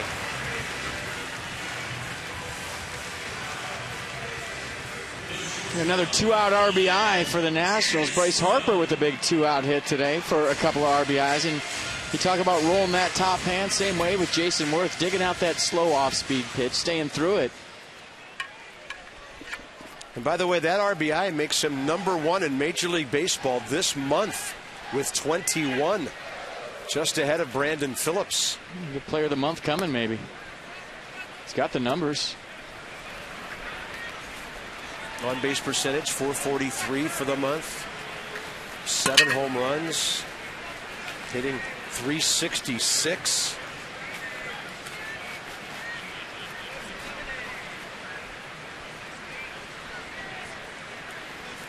Ian Desmond, double, single, 2 runs scored, and an RBI. Inside the numbers, STG Inc. takes us there. So the most RBIs in this month. I think Josh Willingham had a couple of grand slams in Milwaukee to help out his month back in 09. Ryan Zimmerman all over every list there is for this ball club. And Worth on the board with 21.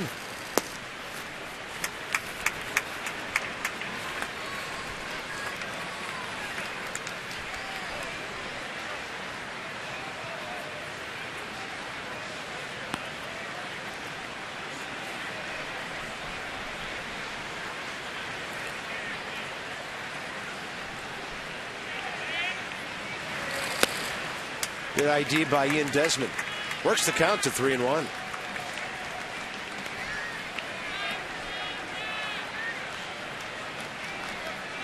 All right, got a couple hits on the day. Get yourself a pitch, let it ride.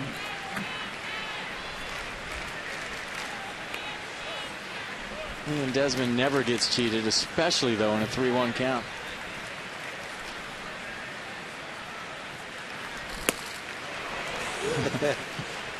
So an off-speed pitch had him almost doing the splits. That's where you got to swing when you work that hard to get to a 3-1 count. Get in a count. You're thinking about doing some serious damage, but just a little bit out in front. Kind of lost his balance on the backswing.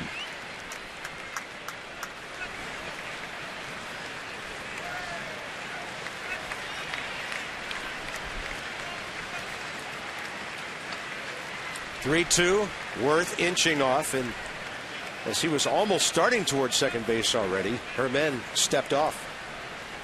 When Ike Davis retreated, Worth just kept on walking.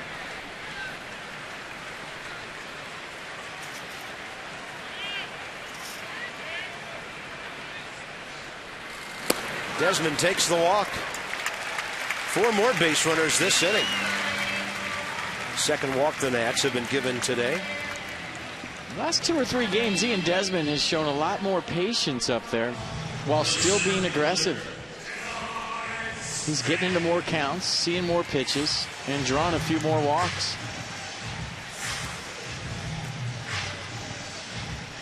So Zimmerman's 3 for 3. Desmond's on base 3 times with a walk and 2 hits. Span and Ramos 2 for 2. And today, the Nats batting .700 with runners in scoring position. First of all, 10 at bats in any game with runners in that position, a lot, and they've converted. That's on the corner to Span, who's gone left field and up the middle for his 2 hits. Well, I'll say this, if they finish the season strong, obviously they're going to have something to do with the playoff picture, but if they do get into the playoffs, it'll be on a sprint, not like last year where they kind of limped in. And you would like their chances. Playing well at the right time. I think the last 3 world champions have shared that. Actually, 2 teams winning 3 championships. Giants, Cardinals, Giants again.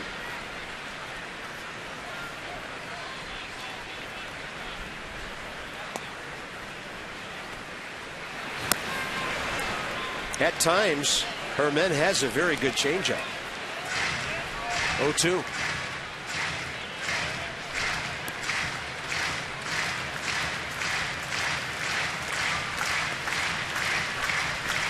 Long inning. So the Mets pitchers have thrown 84 pitches in 3 2/3.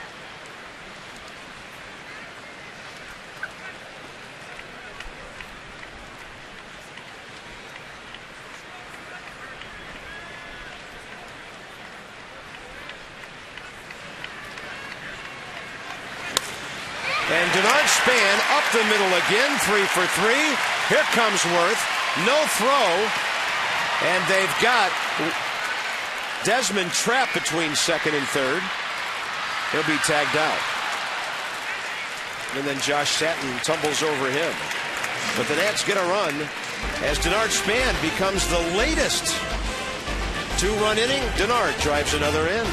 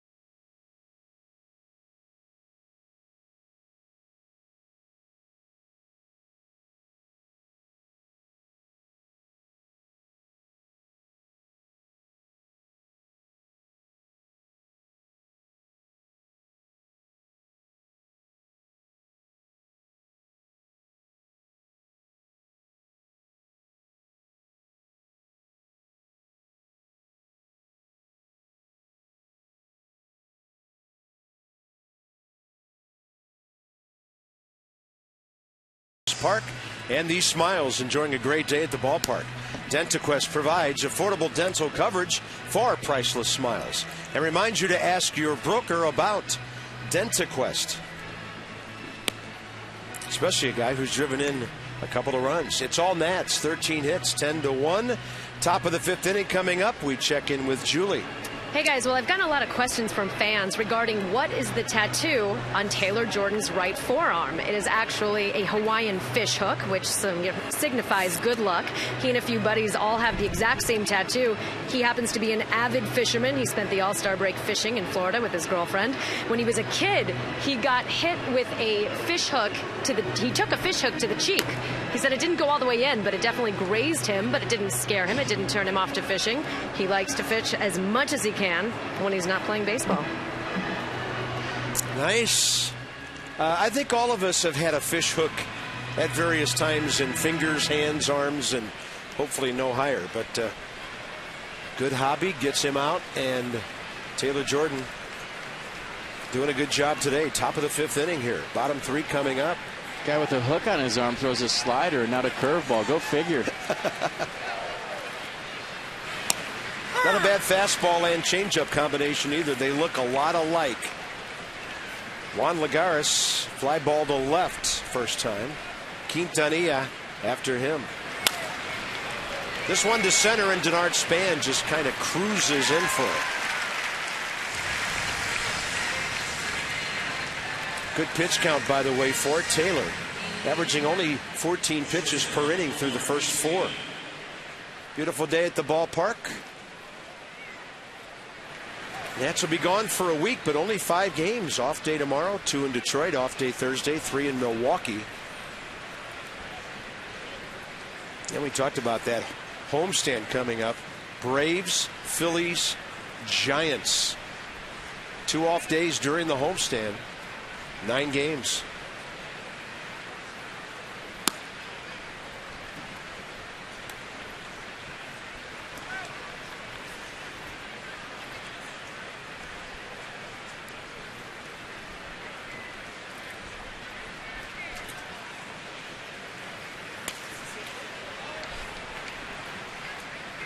Several hitters have been trying to get to that fastball up.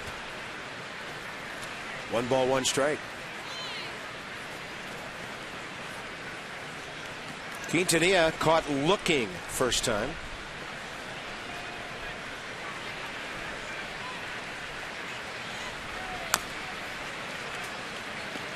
Well, it's 10-1, and you're thinking this game's over, and the Nats are probably thinking the same thing. But if you're Taylor Jordan right now, this inning has a whole different dynamic to it, because if you get through this, you qualify for your first major league win. Yeah, he told me the other day it felt good to get almost 8 innings in. He, if you remember, started getting hit a little bit in that 8th inning, and he said, I was actually surprised Davey left me in as long as he did.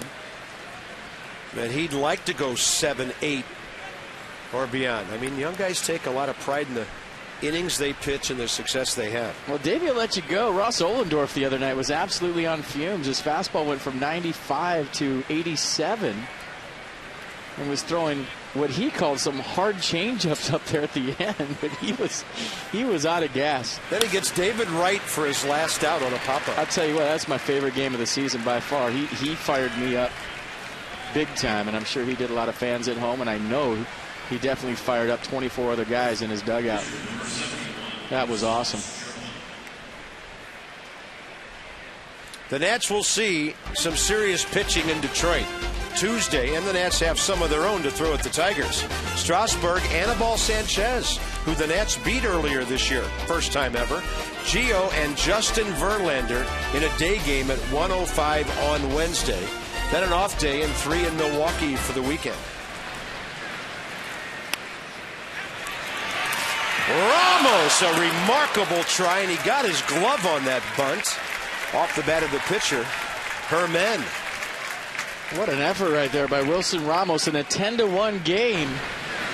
Watch him out of the crouch, find the baseball, and sell out right there to try to make the play, and the fans still clapping in approval for the hustle and the effort by Wilson Ramos. What a great shot right there, guys. Are you kidding me? That's awesome. Helmet flying, grass flying, coming right at you in your living room. Good stuff.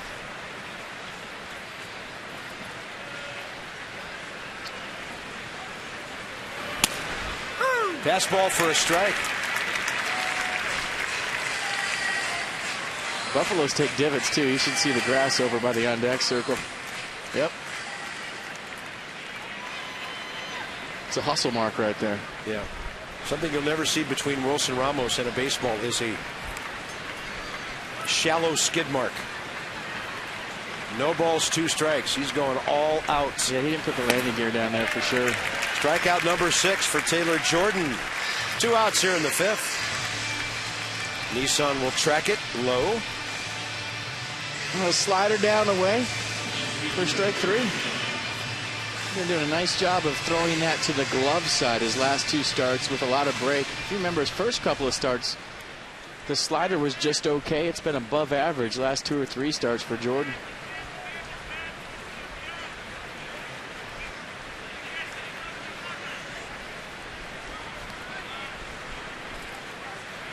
Eric Young, base hit last time, flared 1 to left. Has scored the Mets' only run today. He's 1 for 2.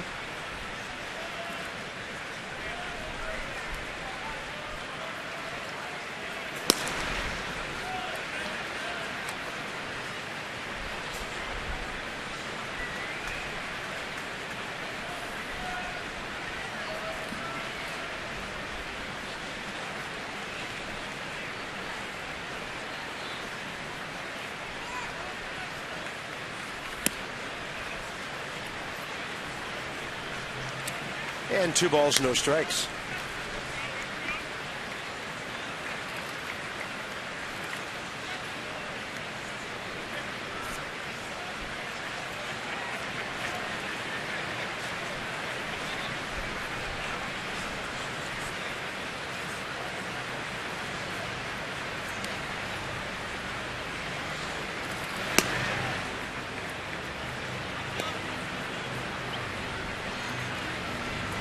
Did a nice job to start the game. Went 3-0 to Eric Young. Came back and got him. He finds himself in the same position here. Went 3-0 to 3-2 to a fly ball to left.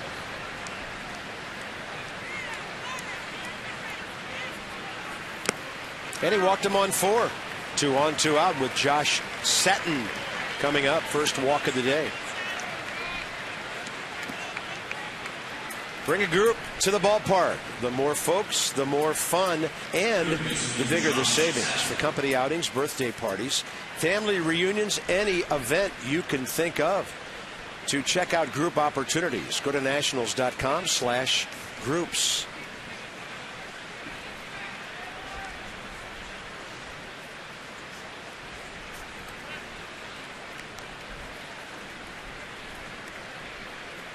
He's gotten Josh Satin twice today looking, and Satin, a guy that we've seen be a really tough out.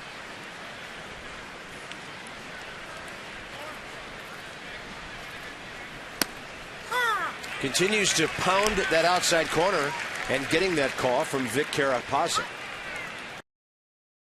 Anytime as a major league hitter you have words with an umpire in the previous at-bat, regardless of what is said, you better be swinging. They can make life really rough on you.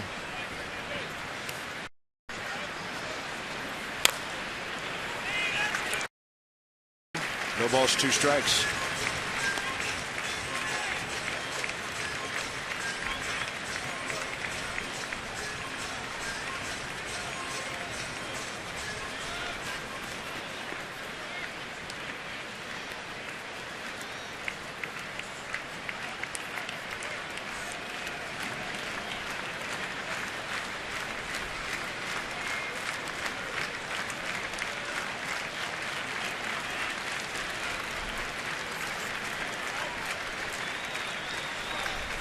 Trying to close out an inning here with a big lead to get 5. And that's close. Satin made an offer, pulled the bat back. I believe the slider is the pitch he's gotten Satin with twice, down away. At least last time for sure, and he's trying to go right back to it in the 2-strike count.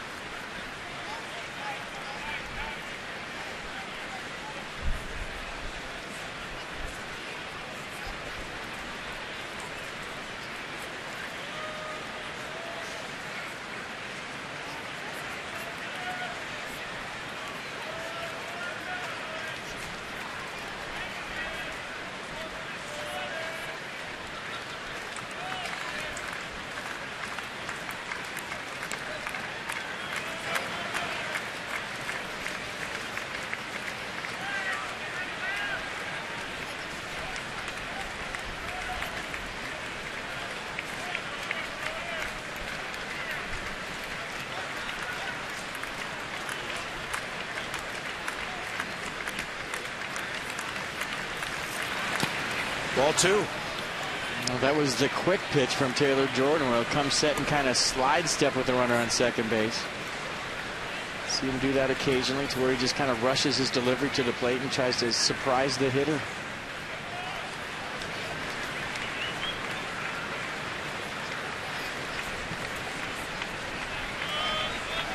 All of a sudden, the tempo here has come to a screeching halt. Yeah, thinking the same thing. He has really slowed it down with men on base here.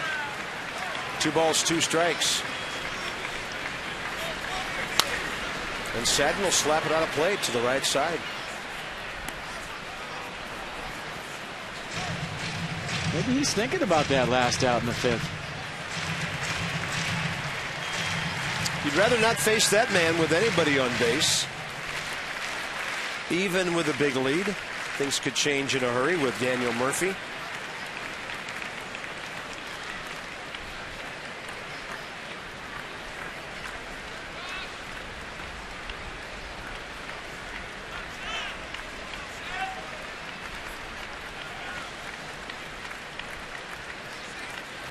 And a fastball away. Well, then the top of the 5th inning. Wilson Ramos will lead off the bottom of the 5th, coming right at you. And with the bat, 2 for 2, 5 RBIs today. Total effort.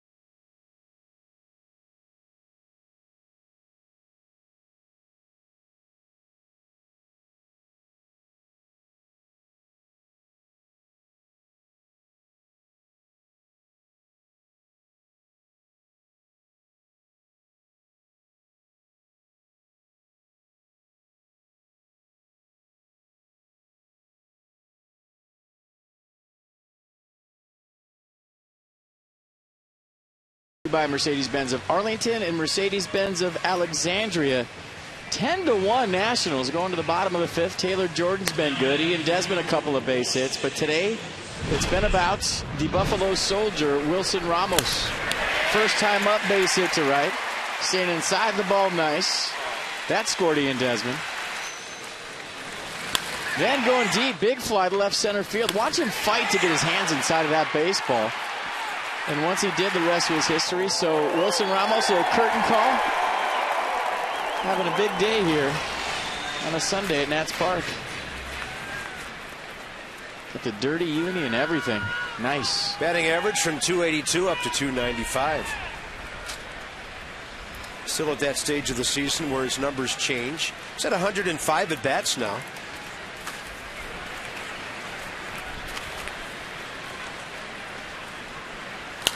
He goes up hacking and fouls one. Ramos, Jordan, Harper, bottom 5 for Washington. Buffalo loose in Manhattan. 470, 803 slugging percentage. Highest versus Mets all time with a minimum of 50 at bats. King Kong did less damage. No balls, 1 strike. Fastball up, and he foul tipped it into the mid of John Buck. Maybe you can help me with my whole Mr. Met thing. Okay. We back to that? No, I'm just if I'm going to ask anybody for help, it's the Met killer in the box right now. Hey, Wilson. You know what? The baseball looks like Mr. Met's head to him right now. It does. He'll pull that slider over to the left side, Josh Satin. I think Wilson needs a breather anyway. Go take a seat. Nats have walked a couple of times today, 285 times this year, over $14,000. From Care First Blue Cross Blue Shield to the Boys and Girls Club of Greater Washington, D.C., $50 for every walk. Take that first step towards a healthier and more active lifestyle. Go for a walk. Here's Taylor Jordan. Fastball rides in there. He has sacrificed and struck out. His sacrifice bunt in the second might have been the sneaky play of the game. Well, he had swung away once in that at bat and then laid down a nice bunt with 2 outs, or rather 2 strikes to move a runner for the second out. And then Bryce Harper drove them both in. That made a 1-0 game times 3, so that was big.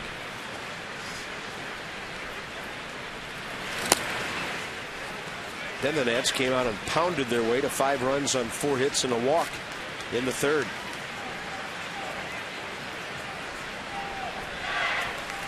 It's good for a young pitcher to see the importance of a sacrifice bunt and how it can help you.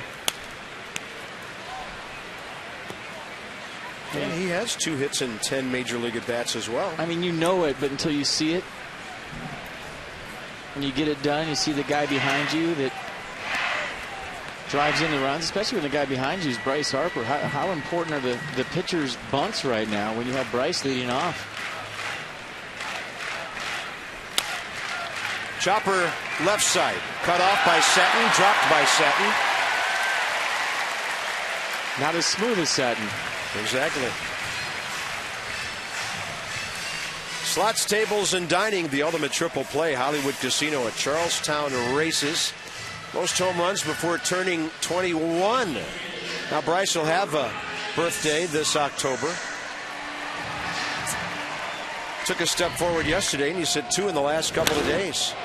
Yeah, that one was loud off of Dylan G yesterday. Left center field. Just to the right of the E in attitude, and Bryce Harper with the I love you sign to the family. 15th home run.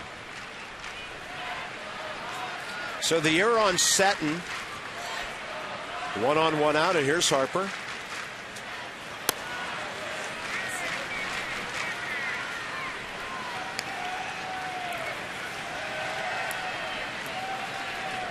Long day for a manager and his pitching coach. If you weren't with us earlier, Steve McCatty is not with the Nationals today. Not feeling well, had to leave the ballpark. And he's on our minds. We hope all's well. We'll pass along anything we might hear. But we would be proud of the way Taylor Jordan's handling himself right now. And we're in the bottom of the 5th with the Nats on top big.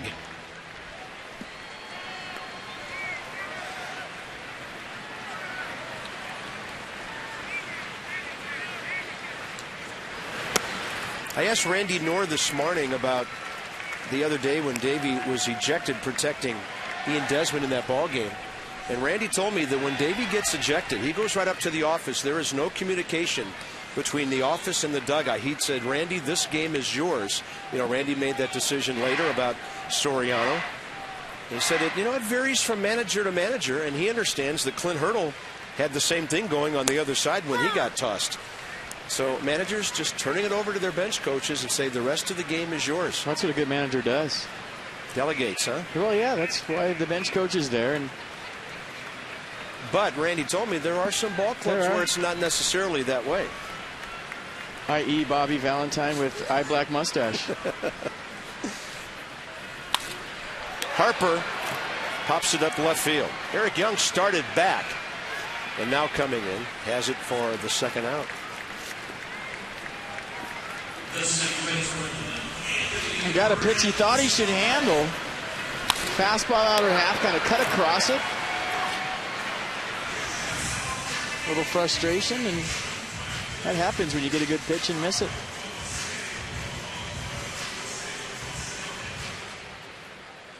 It goes to show you how intense he is every at-bat, regardless of the score. Will serve him well for a long time. Rendon 1 for 3. Anthony got a base hit through the third base shortstop hole last time. Well, things have fallen apart for the Phillies again. They were in a 3-3 ball game with the Tigers. It's the 6th inning now. It's 11-3 Detroit. Nats will be flying over there tomorrow late afternoon. Phillies kicking the ball all over the place today, and they are staring their 8th loss in a row. Square in the eye. Goodness.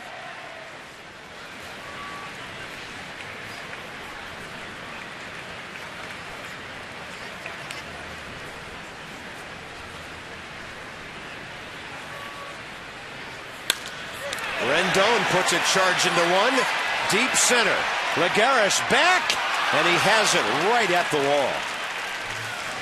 Anthony Rendon making a bid for his 5th big league home run.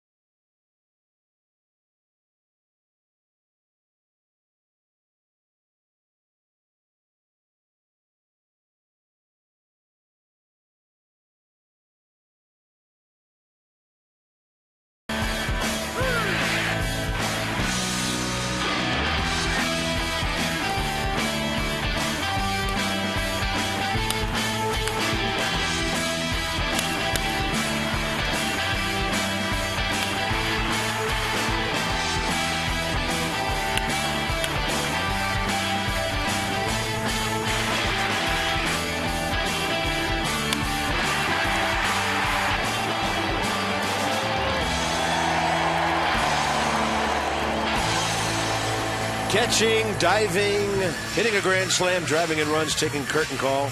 All in a Sunday's work for Wilson Ramos. Mets box hits in only 2 innings. Nothing till the 4th.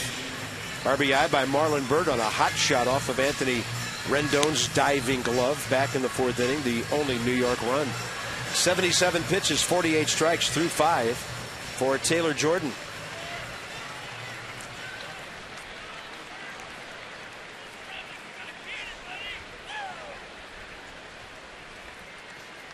I'll tell you what, as a player in a day game, clouds are your best friend.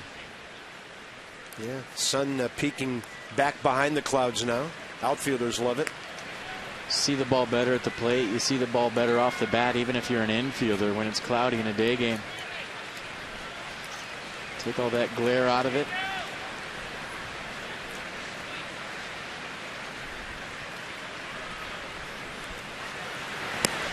Up and away to Murphy. Daniel has lined out hard to Harper and then bounced out to LaRoche. Big series, 7 for 15. Up the middle, Rendon to his right, tough play, wheels and fires, and he got it on target for Adam LaRoche. Are you kidding me? Outstanding range and finish. How quick did he get rid of that ball, and how much did he have on it? I mean, it's just a blind throw. He's going to catch this ball and wing it to LaRoche without even looking. It's right on the money, and Murphy can run. Look at that play by Anthony Rendon. Good stretch by LaRoche, but the play right here, get rid of it quick, throw it as hard as you can.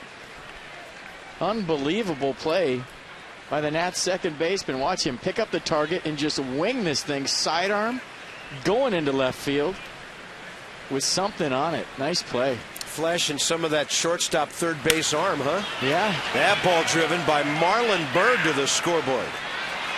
Little bang right off the Philadelphia-Detroit score. And Worth gets it back in. Marlon Byrd 2 for 3.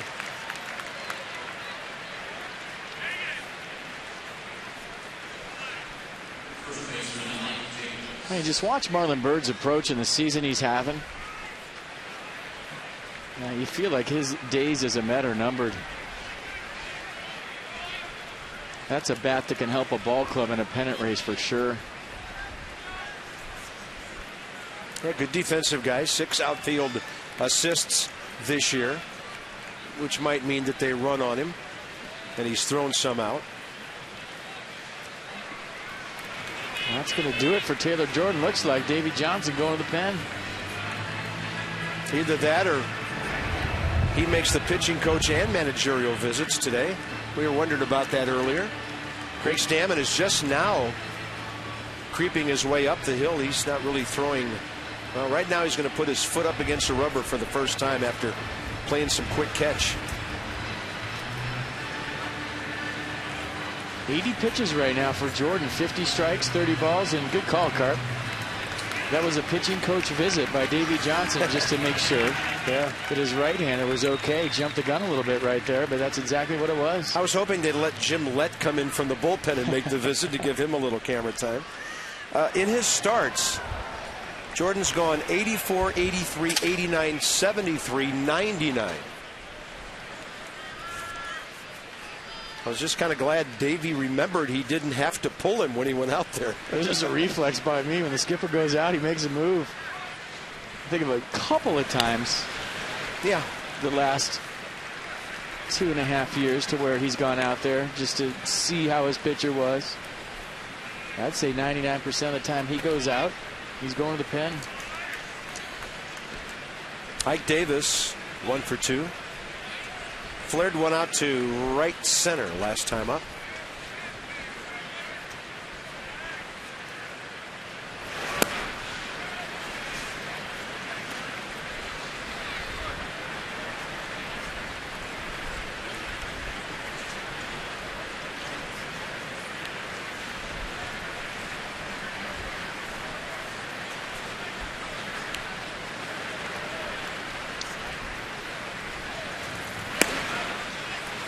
Two and one.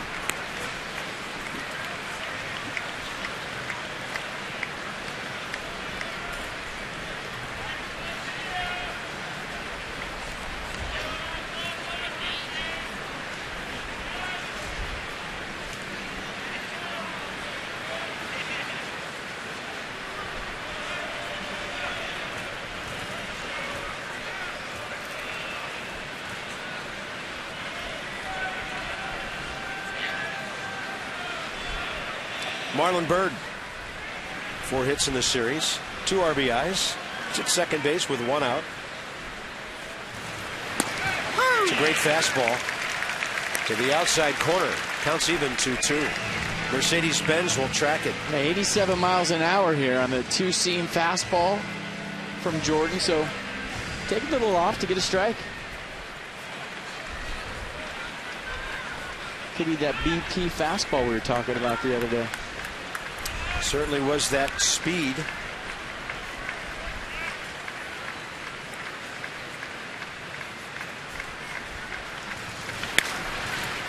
And that ball is outside third on 93 up and in. Mid-Atlantic Sports Report is back tomorrow, 5 to 7, 2-hour edition. Tom Davis, Dave Johnson, Mel Antonin, and Phil Wood recapping this series, the entire homestand, and a preview of the upcoming Detroit-Milwaukee trip. Mid-Atlantic Sports Report, 5 to 7, Masson tomorrow. A ways to go for a season high, the 99 we mentioned last time out against the Pirates. That ball driven to center. Span, though, back for it. He makes everything look pretty simple out there. 2 outs. Even when he doesn't get a good jump or he's fooled by the swing on occasion, you don't see it very often. He was a little bit right there. Just right at his feet. Took a good route to the ball, got rid of it quick. That'll bring in John Buck.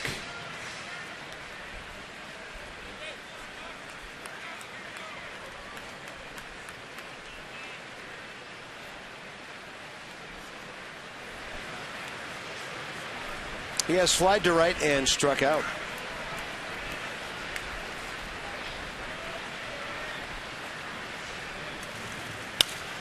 Had him reaching on that one for a pop-up. Desmond out. Makes it look simple. It was not an easy play. Guys were playing deep for a home run hitter. Zimmerman, perfect today. Single, 2 singles, a double. He's next.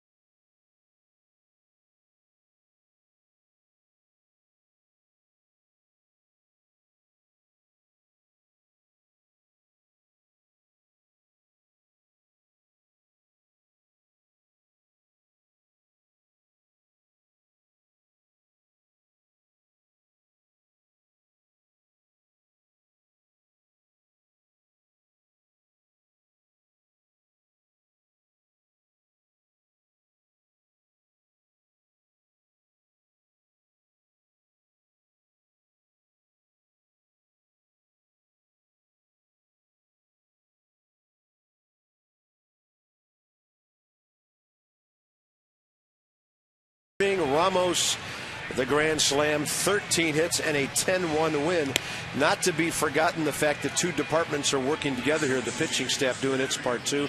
And maybe in about an hour we talk about a first major league win for somebody. Well, you would hope so. I mean, Taylor Jordan's been nice out there today, especially getting those runs, maybe able to relax a little bit. But even from the first inning, I think the key was the first hit of the game. Eric Young Jr., 3-0 count back to a 3-2 count and got the out. You walk him, you never know what happens. So he settled down nicely in the offense. Good game plan hitting, going the other way, and that cutter. So, yeah, good day so far at the yard. Wilson Ramos, most dangerous number 8 hitter in the National League right now. I mean, who is tougher to deal with right before the pitcher than a guy like that? Well, yeah, and it's the worst place to hit in the order, but Wilson Ramos has somehow figured it out. He's still getting pitches to hit, and he's still figuring a way to do some damage. So, yeah, nobody wants to hit 8th, especially a guy with power, but Davey Johnson having confidence in Wilson Ramos to leave him in that spot, and he succeeded nicely. Terry Collins with the double switch. Marlon Byrd out, Andrew Brown in right, and David Aardsma is the pitcher. This veteran making a name for himself with the Mets. He's done a nice job out of their bullpen. He faces Ryan Zimmerman, starting his 21st appearance, and Ryan now batting .282 on a 3-for-3 day.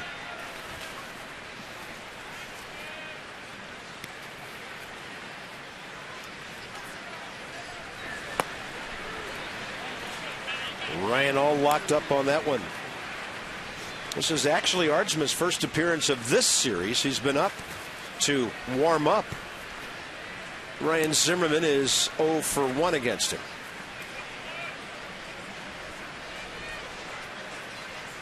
Now the sun coming back out, and a swing and a miss on a pitch away.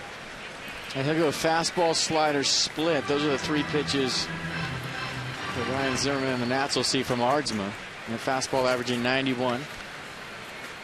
2008 with the Red Sox, that fastball averaged almost 95 miles an hour. And when he was drafted by the Giants, he could hit triple digits.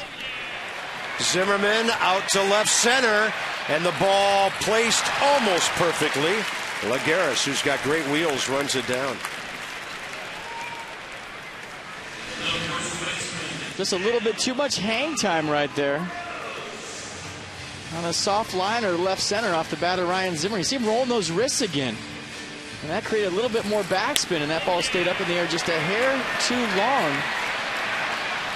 As Juan Lagares comes from the right center field gap all the way over to the left center field gap to make the backhanded running catch. Nice play.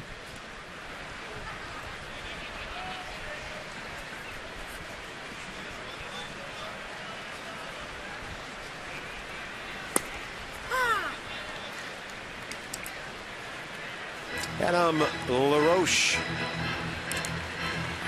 4-6-3 double play ball last time. Adam hitless today.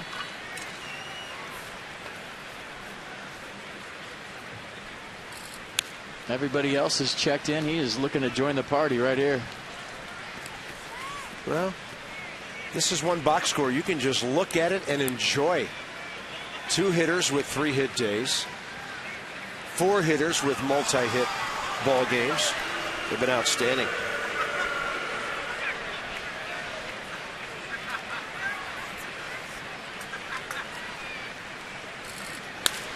LaRoche slaps it up the middle, and Aardsma makes a nifty grab. 2 outs.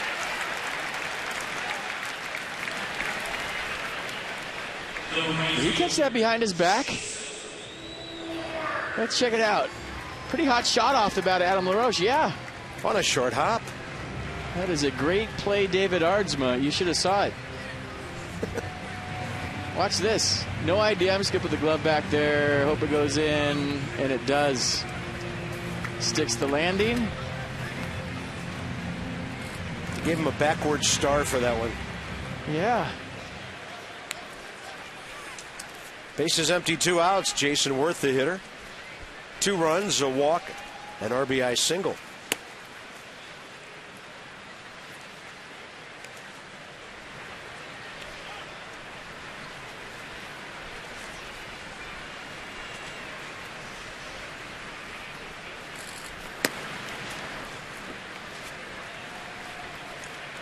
And the best part about that play from Aardsma was maybe not the play itself, but the facial expression on the Exmo. Almost like he was bracing for the ball to hit him, or bracing for pain, or not even knowing what was going on the reactionary play. Tough to get these Nats 1, 2, 3 today. It hasn't happened yet. And Worth is on base for the 3rd time. Yeah, let's check out Aardsma one more time. And the facial expression. Don't watch the glove play. Watch his face. He knows it's coming at him. Of course, this is an Exmo. And it just goes right into his glove. Yeah. Almost like he thought it was going to hit him in the back, and it gets his glove. Then you have to act like you really expected to do that. Oh, yeah, I meant to do that. I've been working on that all year.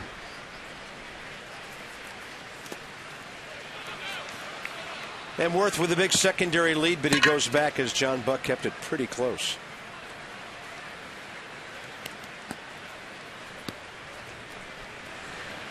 The fact that Craig Stammen is still throwing would indicate that Taylor Jordan's done after 87 pitches. Craig got up when they had a runner at second base. Davey made a visit. That'll be in there on the inner half to Ian Desmond, who's been perfect. Double, RBI, single, walk, 2 runs scored. And he's been patient. Looking for his pitch.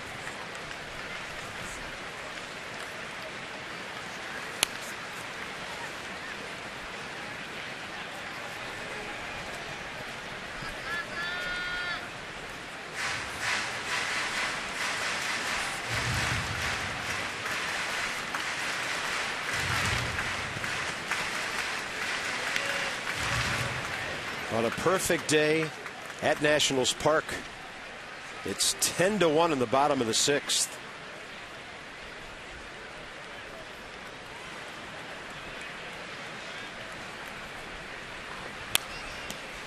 He is taking some healthy rips.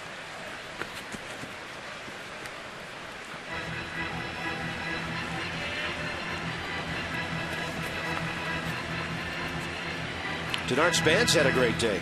3 for 3. Hasn't pulled the ball yet.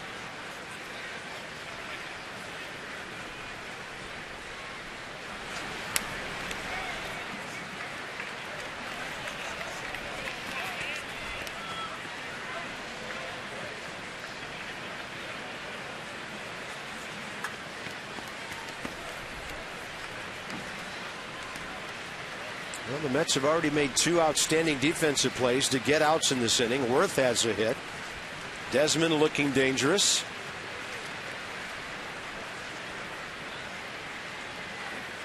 And that bounces, and that gets way away from John Buck, who just a moment ago realized where it was. Heading back near the Nats on deck circle. So Jason Worth, the second base, 2 outs. And if you saw that shot right there and you're wondering why Buck hustled over there, got the ball, and just threw it in the Nats dugout, time was called once he secured the baseball. Looked kind of funny right there. Grabbed it, picked it up, and threw it in the Nats dugout.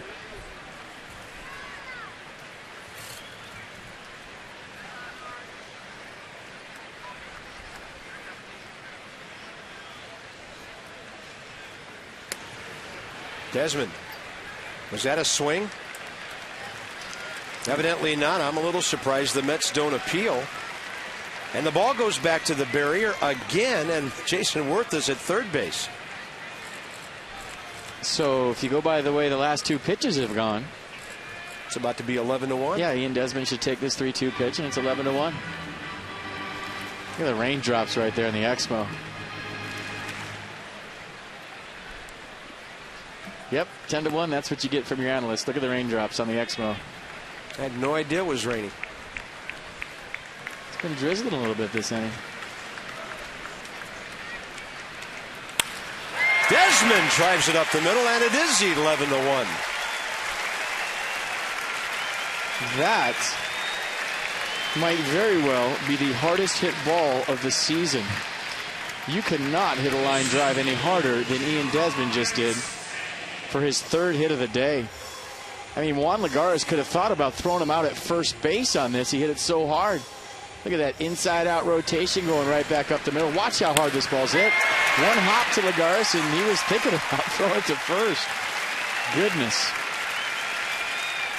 That ball was scorched.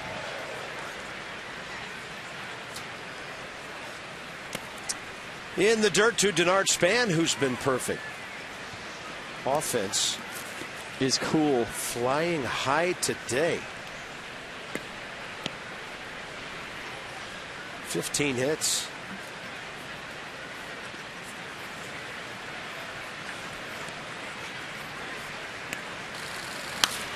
And Span, right center field. He wouldn't do it 2 days in a row, would he? That ball is gone. And the guy who's been leading off all year, no homers and 100 at bats, has a 2-game home run streak.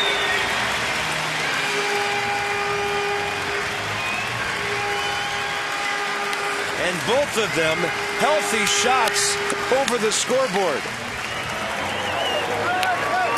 Ian Desmond taking Denard Span's helmet off with authority.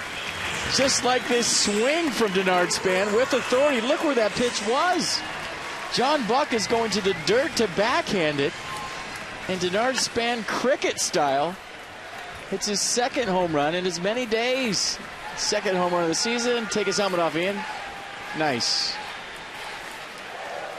3-run inning, and it's 13-1. That's when you run by the manager and say, if you ever lead me off again, I quit.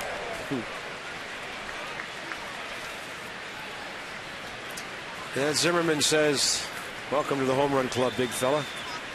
Twice. Ramos in the air, right side. Daniel Murphy under it. Chad Tracy was on deck.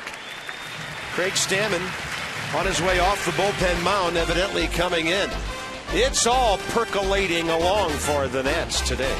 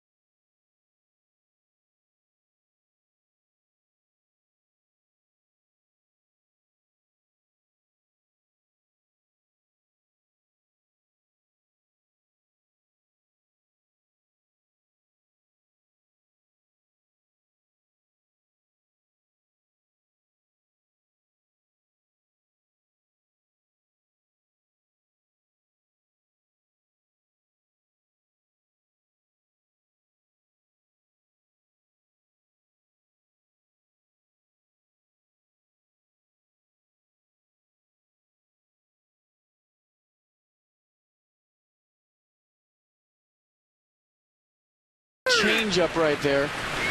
Very good. But the guy that got a little bit of a lead relaxed and did his thing. So in line for his first Major League win after another solid outing from the Nats' young right-hander.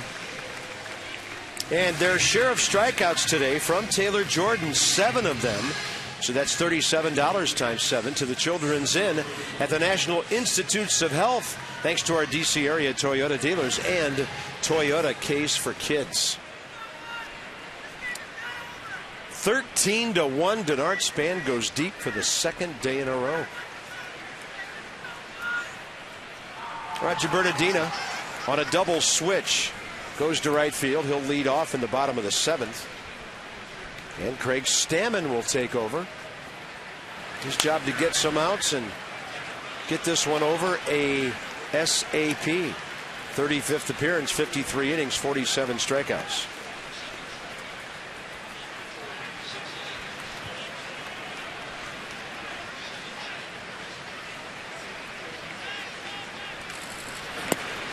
Good running fastball just inside 1-1. 7 strikeouts, by the way, for Jordan. Most for him in his young career.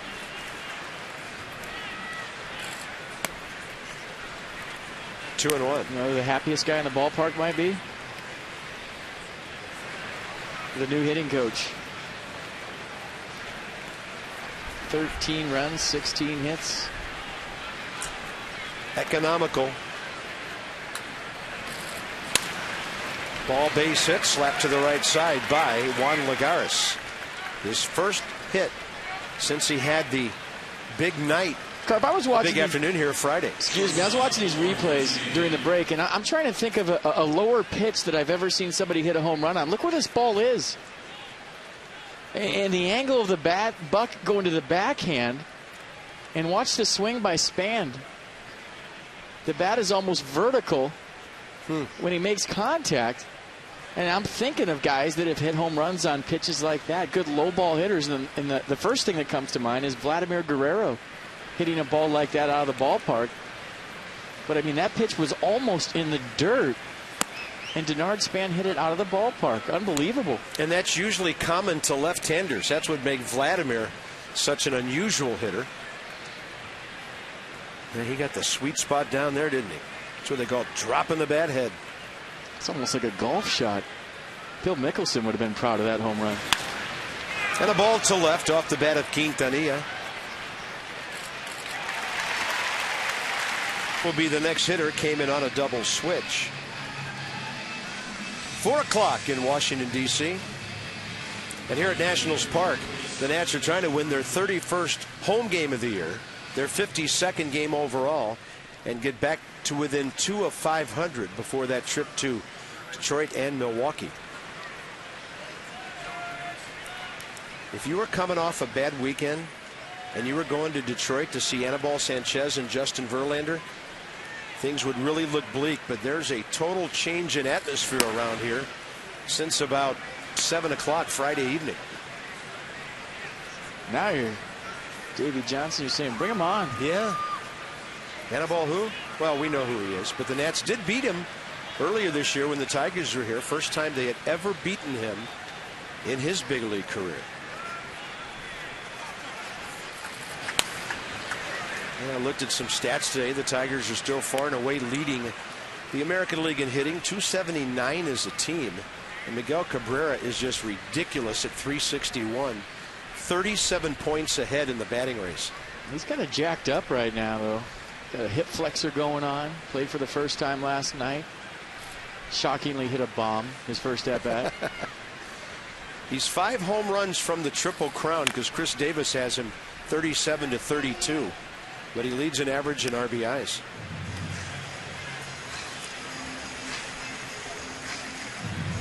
So the Nats and the Tigers on Tuesday night and Wednesday afternoon. Eric Young Jr. next. 1-on-1 out here in the 7th. What does one do on an off day in Detroit? Can you help me with that one, Carp? I'm a National League guy. I haven't been there a whole lot. Well, we'll be here until about 4 o'clock tomorrow afternoon. So all right. It'll be Monday evening in Detroit. And the ballpark is just off downtown, near Greektown there. A lot of entertainment opportunities for you. All right. I'm in. Strikeout number 1 by Stammen. The first half champion Potomac Nationals back in Woodbridge on Thursday. Ian Desmond poster night coming. The Roger Bernardina Sharkarine figurine. That'd be a lot of traffic going on 395 for that. Oh, yeah. And 95. See the future Nats. PotomacNationals.com, 703-590-2311. Truck is telling me to go to Windsor, and I'm in.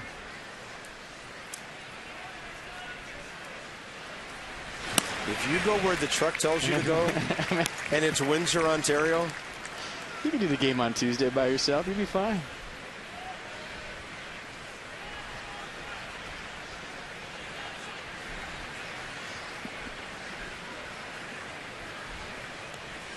You know the Windsor, Ontario is south of Detroit? Yeah. Of course, who doesn't? Yeah. Part of Canada, south of the USA. No balls and 2 strikes. It's our 13-1 material, ladies and gentlemen. Well, I might have to take a trip to Ann Arbor, about 20 minutes away, and check out the big house. Go genuflect? Yes. Put on your maize and blue? Yeah.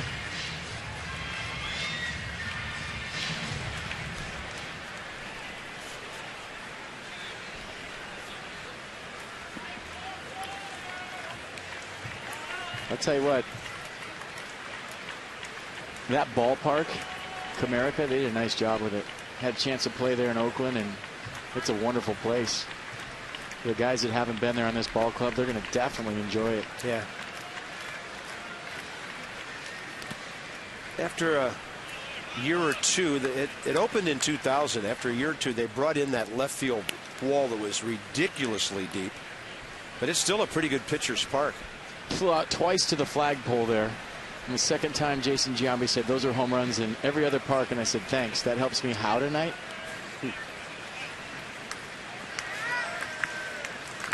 But that flagpole in center used to be in play.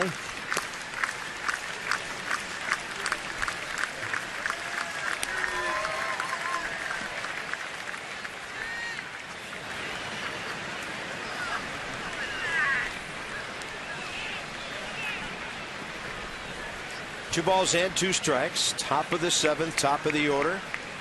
Eric Young is 1 for 2 with a run scored and a walk. Stammen fouled off again.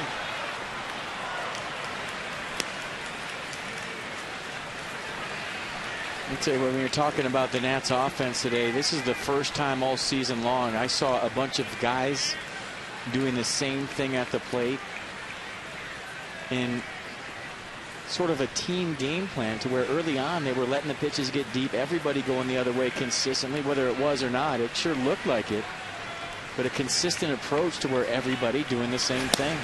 And when you could get 8 guys in the lineup all on the same page for a team game plan, whether, hey, today we're going to be really aggressive because this guy's nasty with 2 strikes, or today we're going to see some pitches because this guy has trouble finding the strike zone.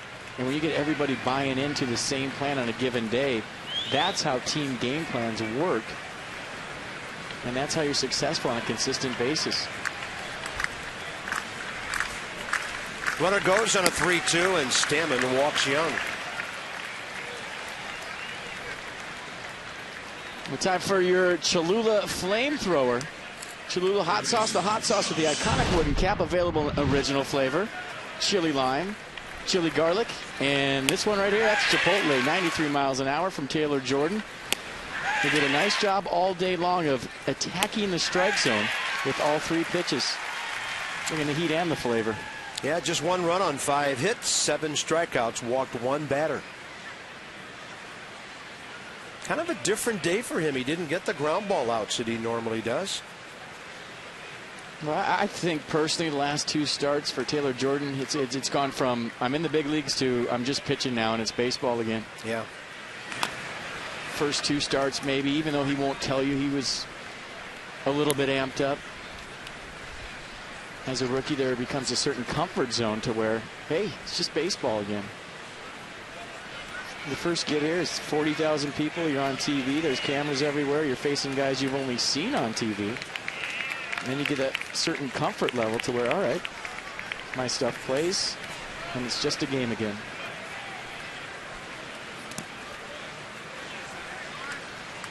Craig Stammen having a long inning here. Be throwing his 20th pitch in a moment.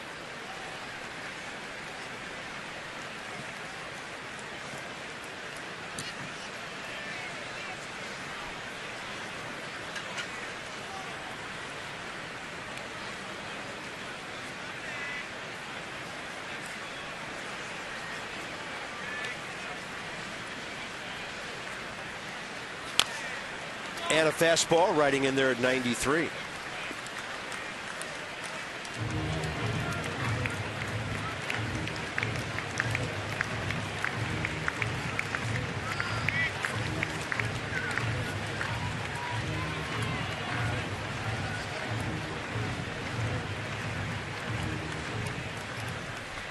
Josh Setton, 3 punch-outs today, 0 for 3.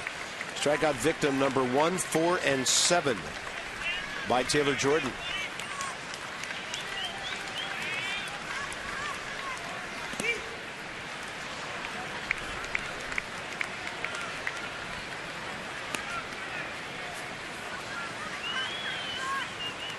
I'll tell you what, when you struck out 3 times a hitter, there's a certain part of you that just wants to put the ball in play, but then you do it and you feel guilty and start talking to yourself saying, why did I just want to put the ball in play? You're trying to get a hit.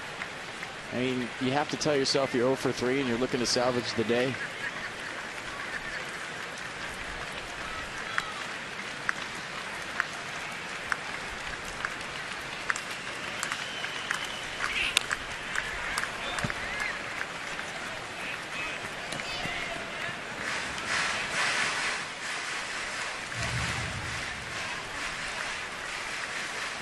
Daniel Murphy, a rare offer today. He's waiting here in the 7th.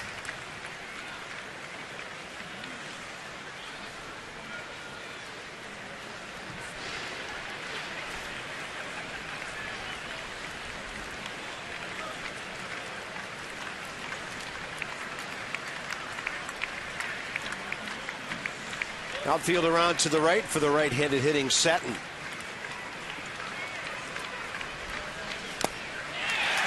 Low riding fastball, just a foul tip to stay alive. Setton does not want that 4th punch out, and he is fighting Craig Stammen with everything he has. And he was this close away from 4. Just nixed that ball, and Ramos tried to hang on, but the little redirect hit him in the thumb.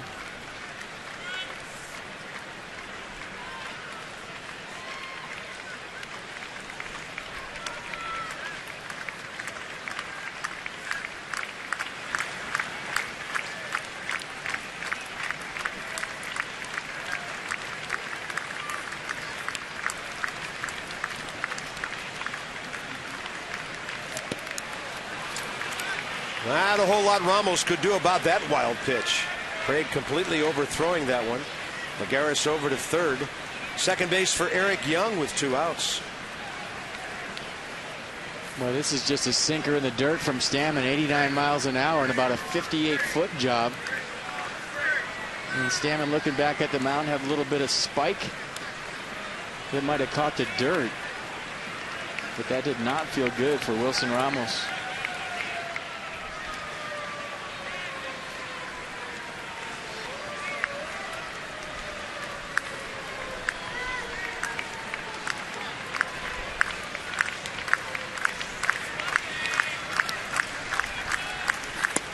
Bases loaded. Got to bring in Daniel Murphy. Well, the last thing a manager wants to see up by 12 runs are free base runners. You know, and he made the double switch, indicating that he wanted Craig Stammen maybe to pitch at least 2 innings. Give somebody else maybe an inning of work at the end. And now that Craig is going to be flirting with 30 pitches here in a moment, he might have to go a little deeper into his bullpen today than Davey wants to. Murphy has lined out to left, grounded out twice, pulling the ball. Murphy career against Stammen 3 for 7 with a triple. Stanman struggling to find the strike zone right now, and you just kind of tell the way he's finishing. His mechanics are a little bit messed up on the landing, kind of spinning out of there quick, can't find it. And trust me, the last thing he wants to do is walk guys either. It's not like he's trying to do it.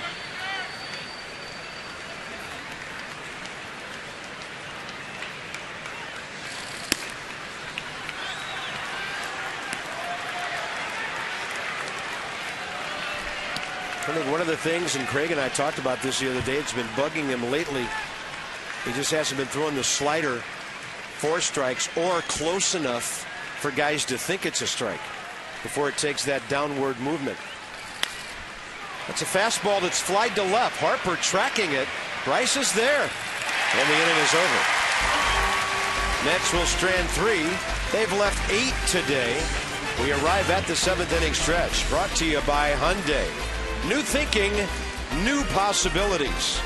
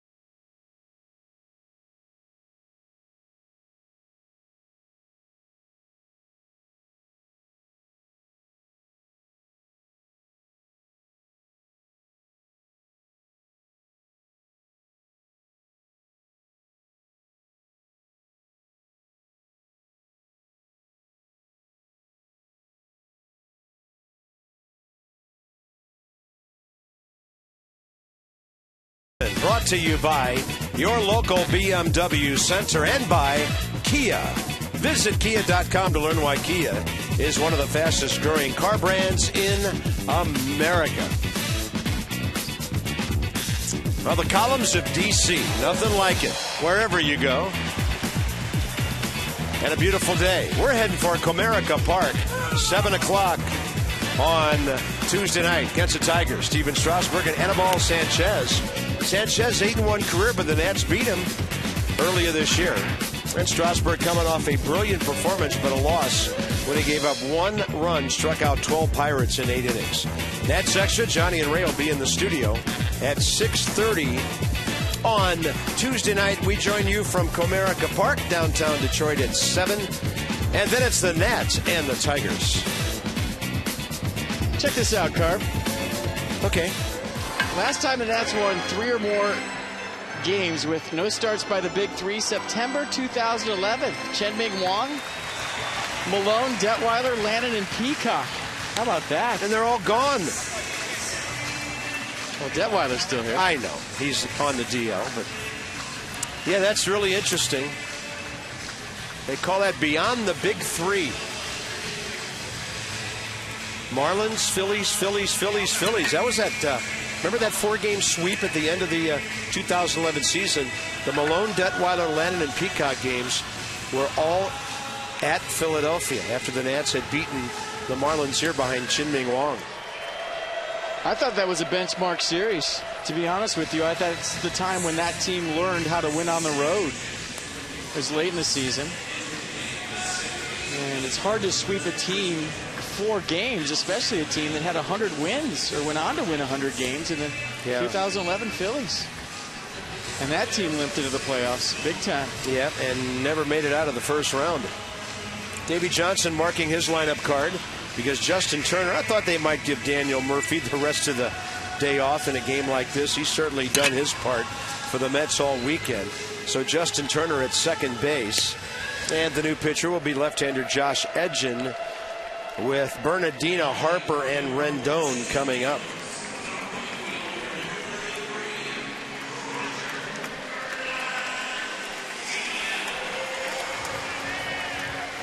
Bernardino already in the game as the right fielder.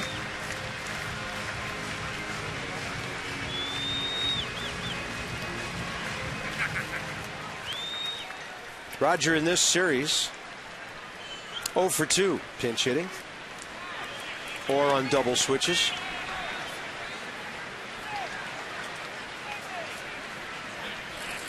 Mike Rizzo talking about the trade deadline, trying to find some bench help, maybe from the left side. So all these at-bats for guys off the bench become valuable, even if the score is 13-1. Bernardino with a high fly ball right over near the barrier and into the seats. MLB.TV celebrating 11 years. HD quality with MLB.TV Premium. You can watch every out-of-market game live on any connected mobile device. Baseball everywhere. MLB.TV. Ian Kroll in the bullpen and Scott Hairston on deck. We might have a spring training game about to break out here.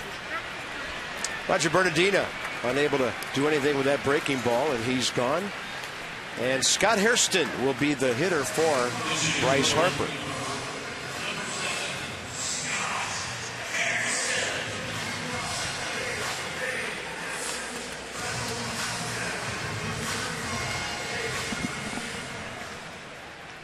Scott 2 for 5 in his first ball game. Actually got a start as an Nat. He's now 2 for 16 over 9 ball games.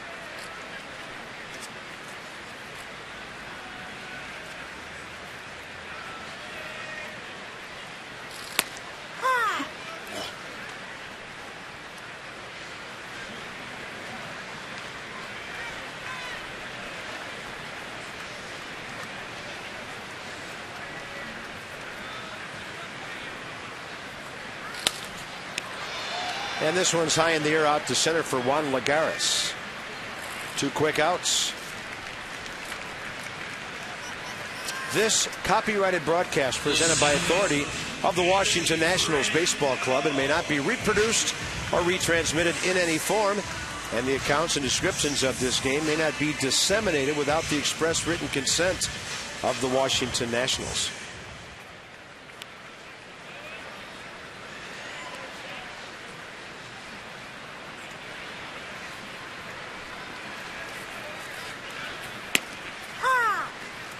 Anthony Rendon hanging in there, 1 for 4 today. Hit the ball hard a couple of times. Base hit in the 4th. Long fly ball straightaway center last time up. Left-hander Josh Edgin delivers it slow. 1 ball, 1 strike. Mets lefty, 33rd appearance, 4.05 ERA. Not a strikeout guy, 18 Ks in over 27 innings. And Rendon will drive this ball to right, but Andrew Brown's right there. Nats go quickly. Bottom 7. Top of the 8th in a 13-1 Nats lead.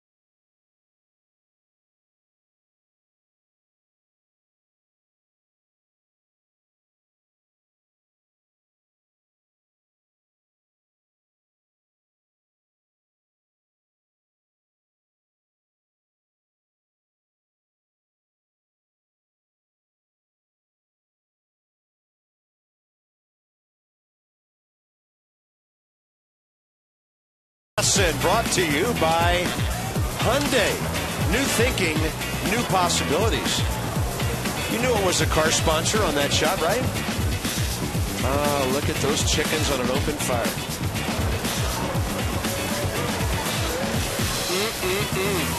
Little ice. He just tried to barbecue ice.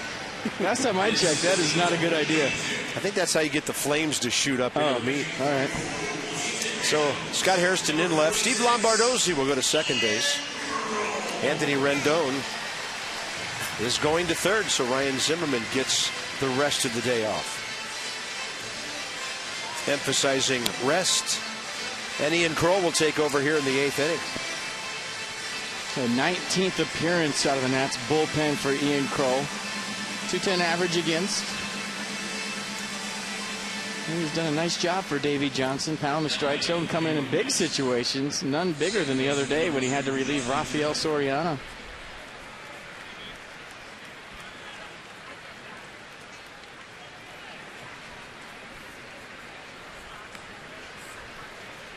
So Justin Turner, who just came in on a double switch to play second base, will lead off.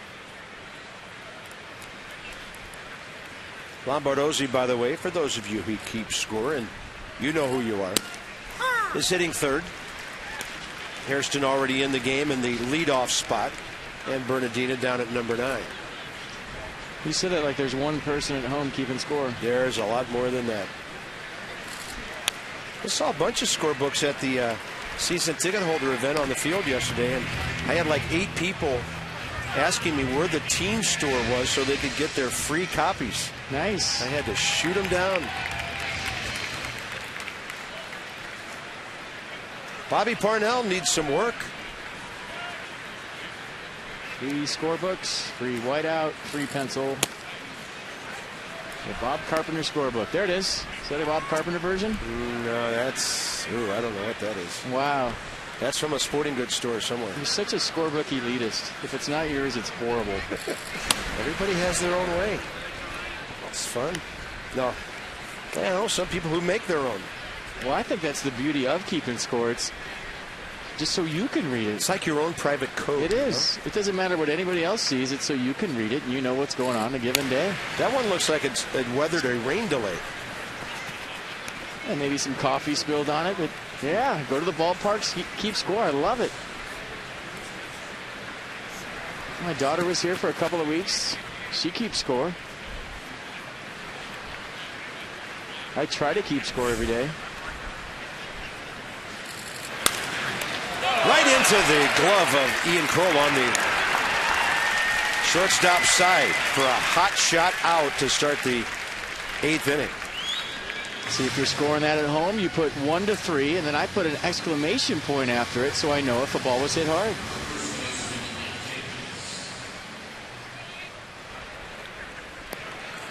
Next up, Ike Davis and John Buck. Good plays. I put stars by. Mm-hmm.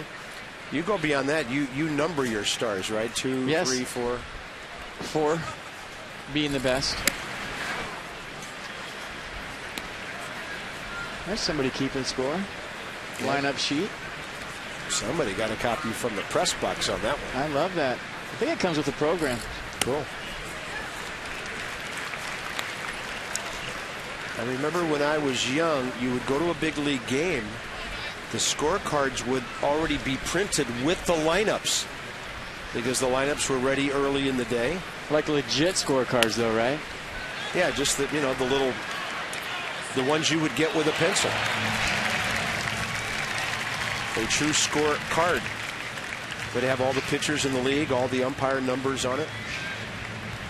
A few ads to pay for it. And they would say, get your scorecards here for $1.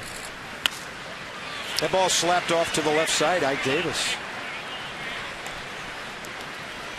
Well, I go back a little further than you did, and they used to be like a quarter. Really? Yeah.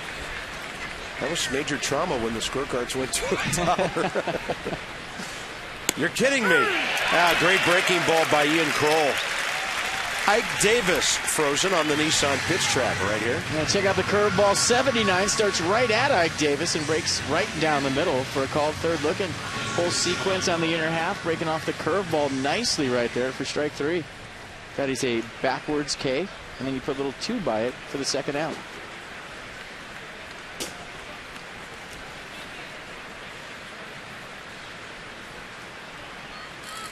Your scorebook, though, in the front, doesn't it tell you how to keep score? Yeah, gives you ideas. Yeah, there's a key to keeping score. All the basics, and then you can do it whatever way you want to. I had a guy show me something years ago that I still use. If there's a base hit, I'll draw a little line from home plate out to where it went in the ballpark.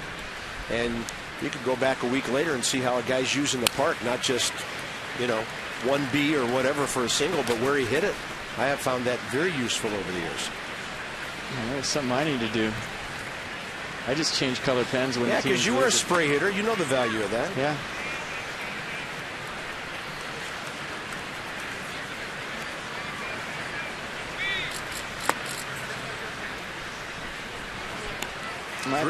Go ahead. My big decision on a daily basis is what color pen I'm using. Often based on the previous day's W or loss. Yes. You hear me all the time. What color pen am I using today? Trying to change things up. Been known to change in the middle of a game, as have you. There you go. Yeah, that's the one. Backwards K right there. Yeah, that's the one that's in the middle of the little magazine you can get here at the ballpark.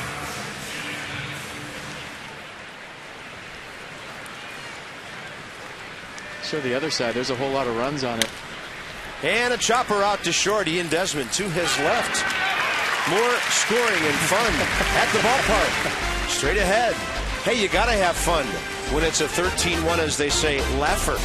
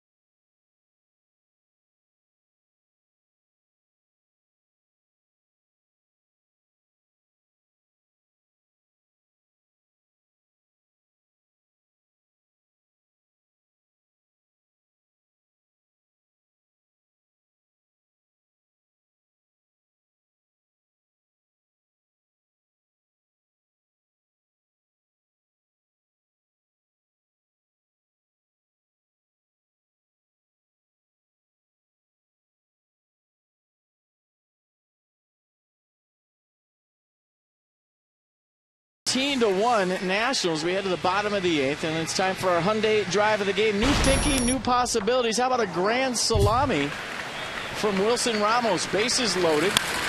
Stayed inside of that ball nice. Rode it out of the ballpark. Third inning to score Jason Worth, Ian Desmond, and Denard Span. So we called it at the time a stampede. The Buffalo having a huge game today here at Nats Park. Nicely done.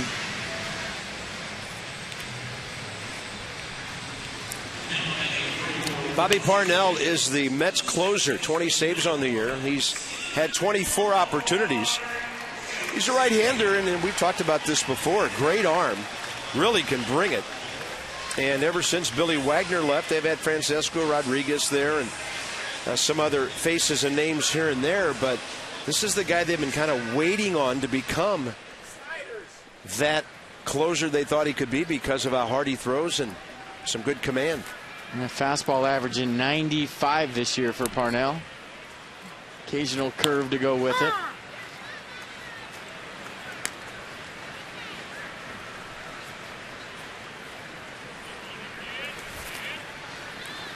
So Steve Lombardozzi gets an AB here against Parnell. Breaking ball, great stroke to left field. And Steve Lombardozzi, 3 for 8 in this series. Davey is using him really well, and Lombardozzi is rewarding his manager. LaRoche coming up. You can win a hitting lesson with Ryan Zimmerman. Join Masson's Touch 'em All Rewards. Your chance to win the grand prize. Go to MassonSports.com to sign up. Yeah, that'd be the guy I want a hitting lesson from right now. Ryan Matthews getting loose. Yeah, and Chad Tracy's on deck. He will get an at-bat because with all the switches that have taken place, the next spot, Worth's, is the pitcher's spot.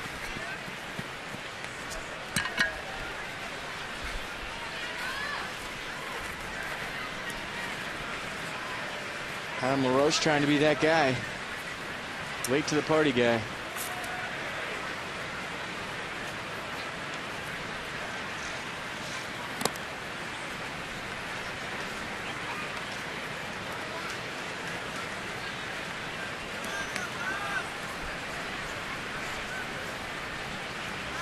Adam has flied out twice, grounded out twice.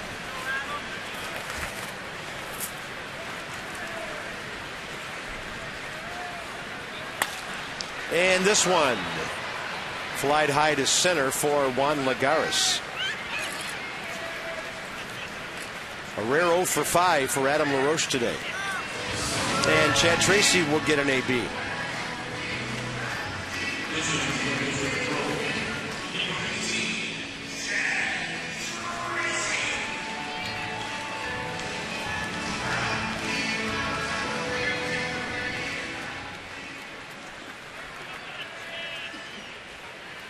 Chad Tracy against Bobby Parnell, 0 for 2 career.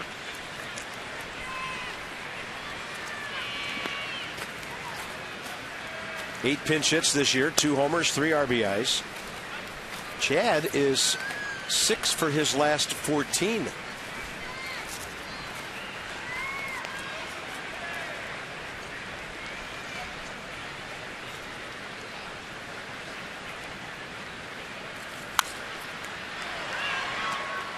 Well, when you get a few spot starts as a bench guy, you get in there, get a few hits. You're able to make that adjustment we always talk about, pitch by pitch. When you're a bench guy, you just have one at-bat to show for the whole day. It's tough to make adjustments throughout the course of an at-bat.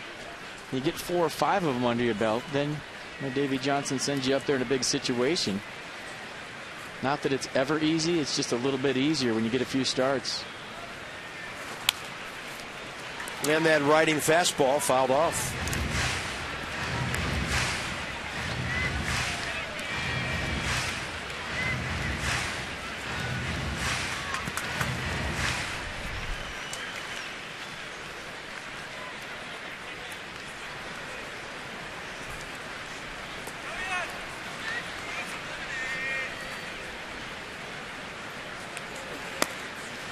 Parnell, pretty good sinkage on that 94. Chad Tracy is out.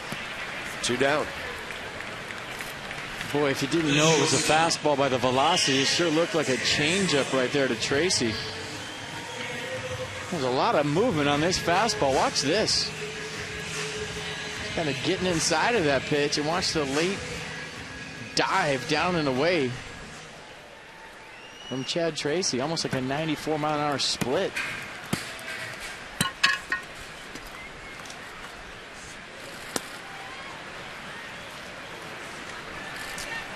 Ian Desmond, a huge day.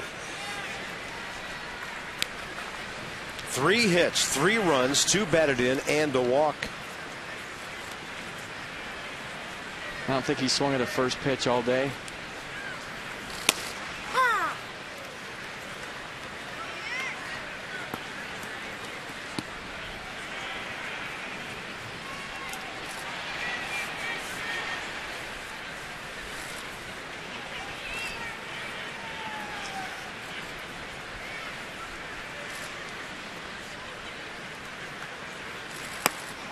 And that's blown away. 2 balls, 1 strike. Well, the Marlins won their game at home, beat the Pirates 3-2 today. Phillies hammered at Detroit 12-4. Nats taking care of the Mets here, and the Braves and St. Louis tonight, and Atlanta is trying to sweep that series. That's Shelby Miller and Chris Medlin tonight. Nats with a win would be 8 back.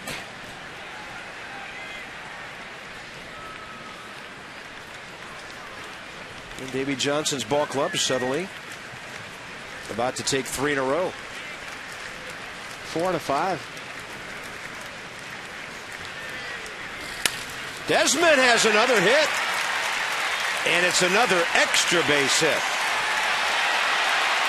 Ball rattles around in the corner. Trent Jewett had stopped Lombardozzi, and his throws go flying around. And Desmond's out at third. Things got a little crazy there. The run did count. So Desmond, I don't know if they'll give him an RBI or not, because Andrew Brown was having trouble with that thing in the corner. And probably won't give him an RBI, and I think Trent Jewett was holding Steve Lombardozzi up just because of the score, and then when Brown misses it right here, goes around the corner. You watch him hold him up here, you don't want to rub it in, and then I guess you got to go once the ball's rattling around the corner. No RBI, E9, but it's 14-1.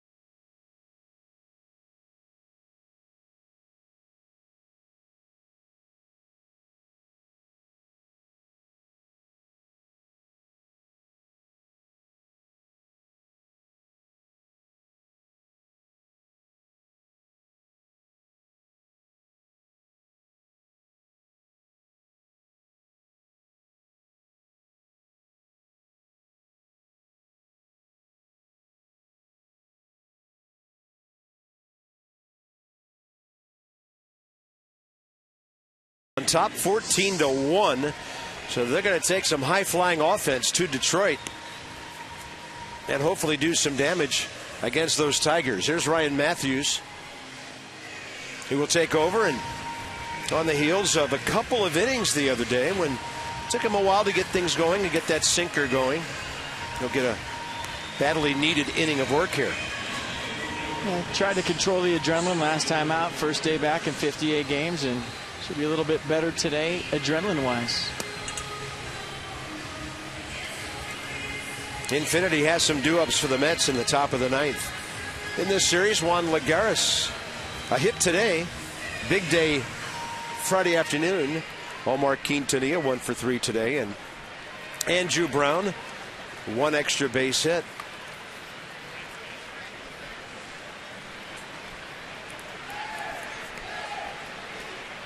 Someone gave me a heads up to a scorekeeping app on my iPad that's going to absolutely put you out of business, partner. I don't think so. A lot of people don't want to sit at the game and have to punch up stuff on the phone for 3 hours. Well, we'll see. Might try it.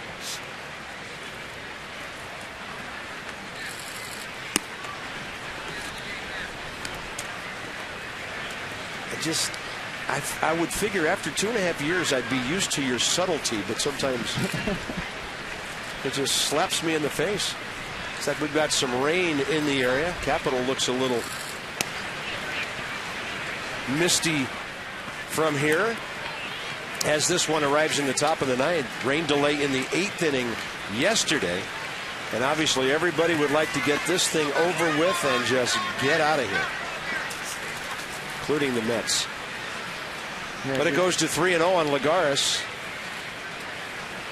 And Ryan Matthews delivers a strike. Tuesday night, Steven Strasburg, Anibal Sanchez at Detroit.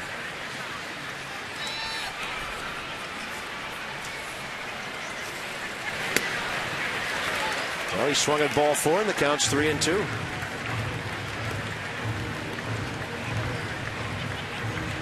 Ryan Matthews very animated in a 14-1 game. He's not happy that he's not throwing strikes. Yeah, he told me the other day it took him a little while to get a feel for the sinker.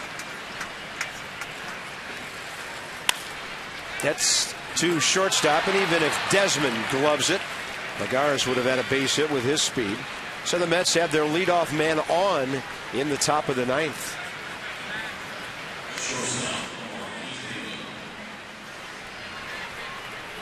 Yeah, I guess you play the game one way. Ian Desmond going for that ball, selling out in a 14-1 game. And he got up very slowly. And you wonder about that blister on his hand.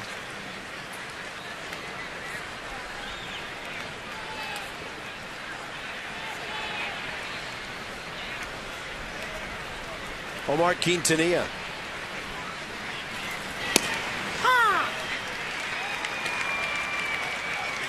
One for 3, 2 for 9 series.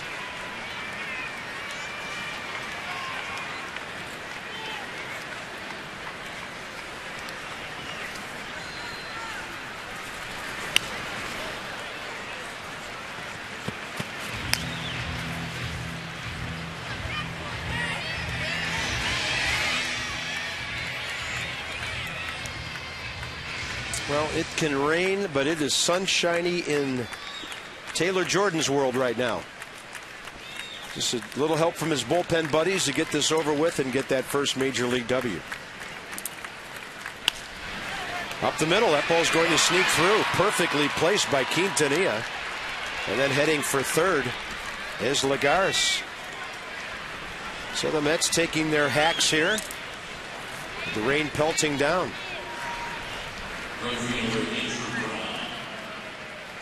Let's go 5-hole on Ryan Matthews. Quintanilla right back up the middle. Just kind of grazed the left leg for another base hit.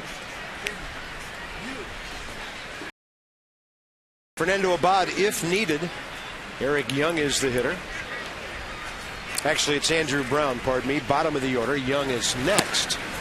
And there's that hard sinker. Missing inside.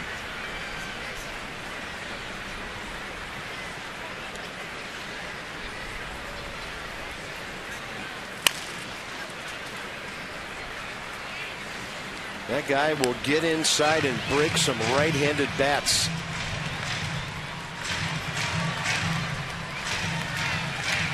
Taking cover. Umbrellas out. Grab bags out. It's nice right there. Hold the umbrella for her. See you working. That breaking ball missed by Ramos. Runner stayed at third, but Quintanilla went to second.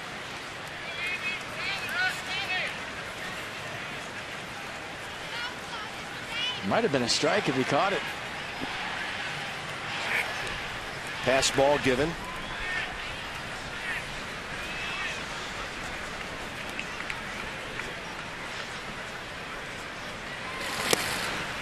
And a short hopper, ball 3.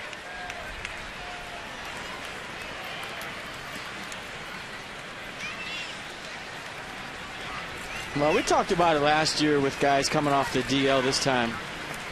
I mean, it's tough to shake off the rust at the end of July. The game's moving at a fast speed. Everybody's playing at tip-top condition to where, it's hard to jump on if you're Ryan Matthews right now. But one thing you can control is throwing strikes.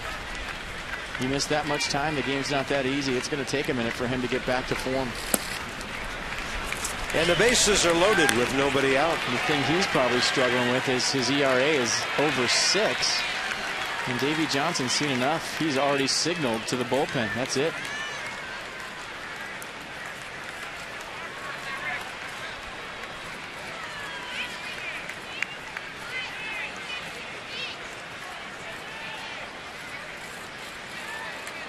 So Matthews faces 3 hitters, 2 hits and a walk.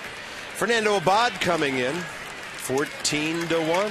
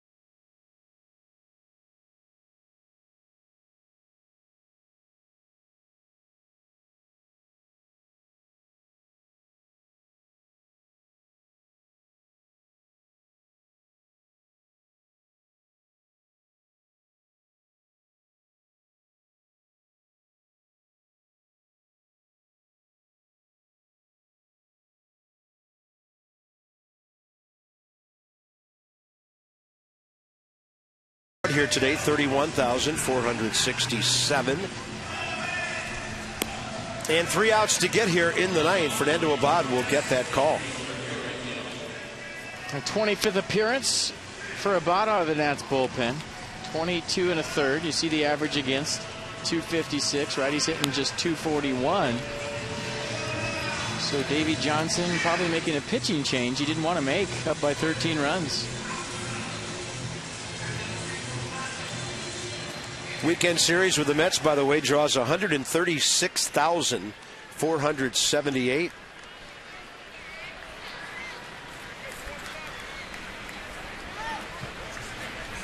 An average of 34,119. Well done, Nats fans. 14 runs for Davey Johnson's squad, a season high, and I have to admit that was kind of fun saying up by 13 runs. Not gonna lie. First pitch, pop up. Lombardozzi there, runners all holding. First out, he can just run it in and toss it over to Desmond. So that was Eric Young Jr. Josh Satin is next.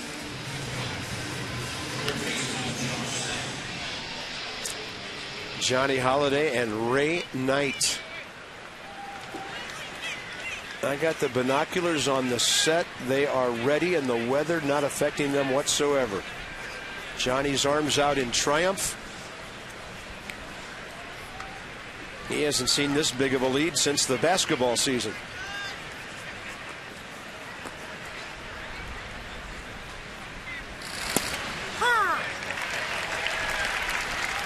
A couple of touchdowns. Taylor Jordan a couple outs away from Major League Baseball authenticator guy. Give him another one. This one's the big one, though. First big league win.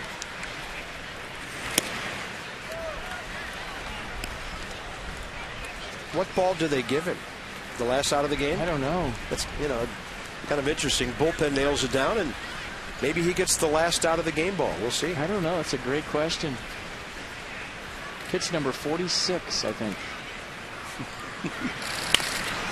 Either that, he gets the strikeout ball from all 7. Maybe they throw the first pitch out just in case. I don't know. That's a great question. We'll have to find that out. Josh Satin 0 for 3 with a walk today. Nats trying to win their 52nd game of the year and make it 3 in a row.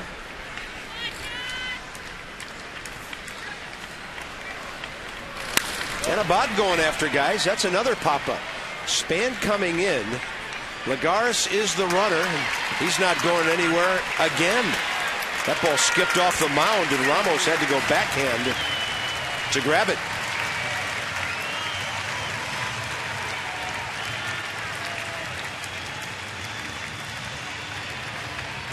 Fernando Abad doing a nice job of just going right after hitters. And a couple of big outs. And other than David Wright, their last remaining player in the dugout is actually Kirk Neuenhuis, also available, though they'll use Anthony Recker here.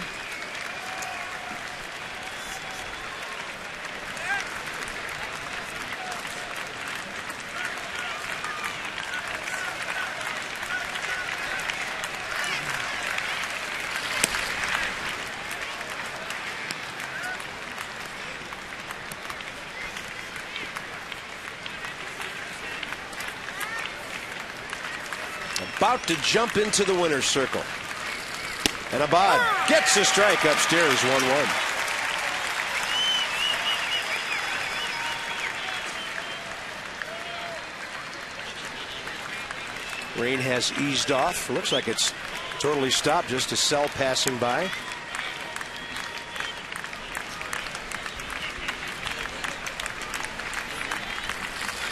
And Abad gets that fastball at the knees.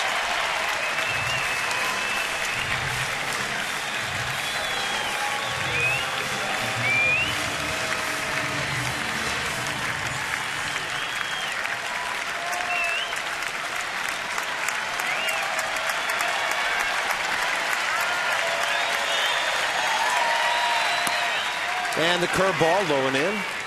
2 balls and 2 strikes.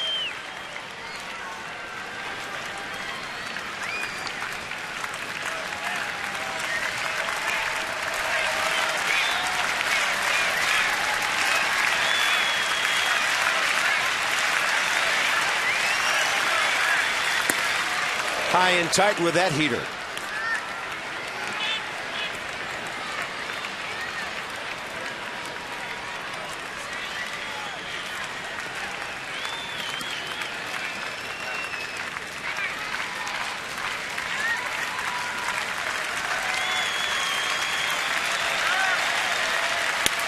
And a ball driven to right. Here comes Bernardino.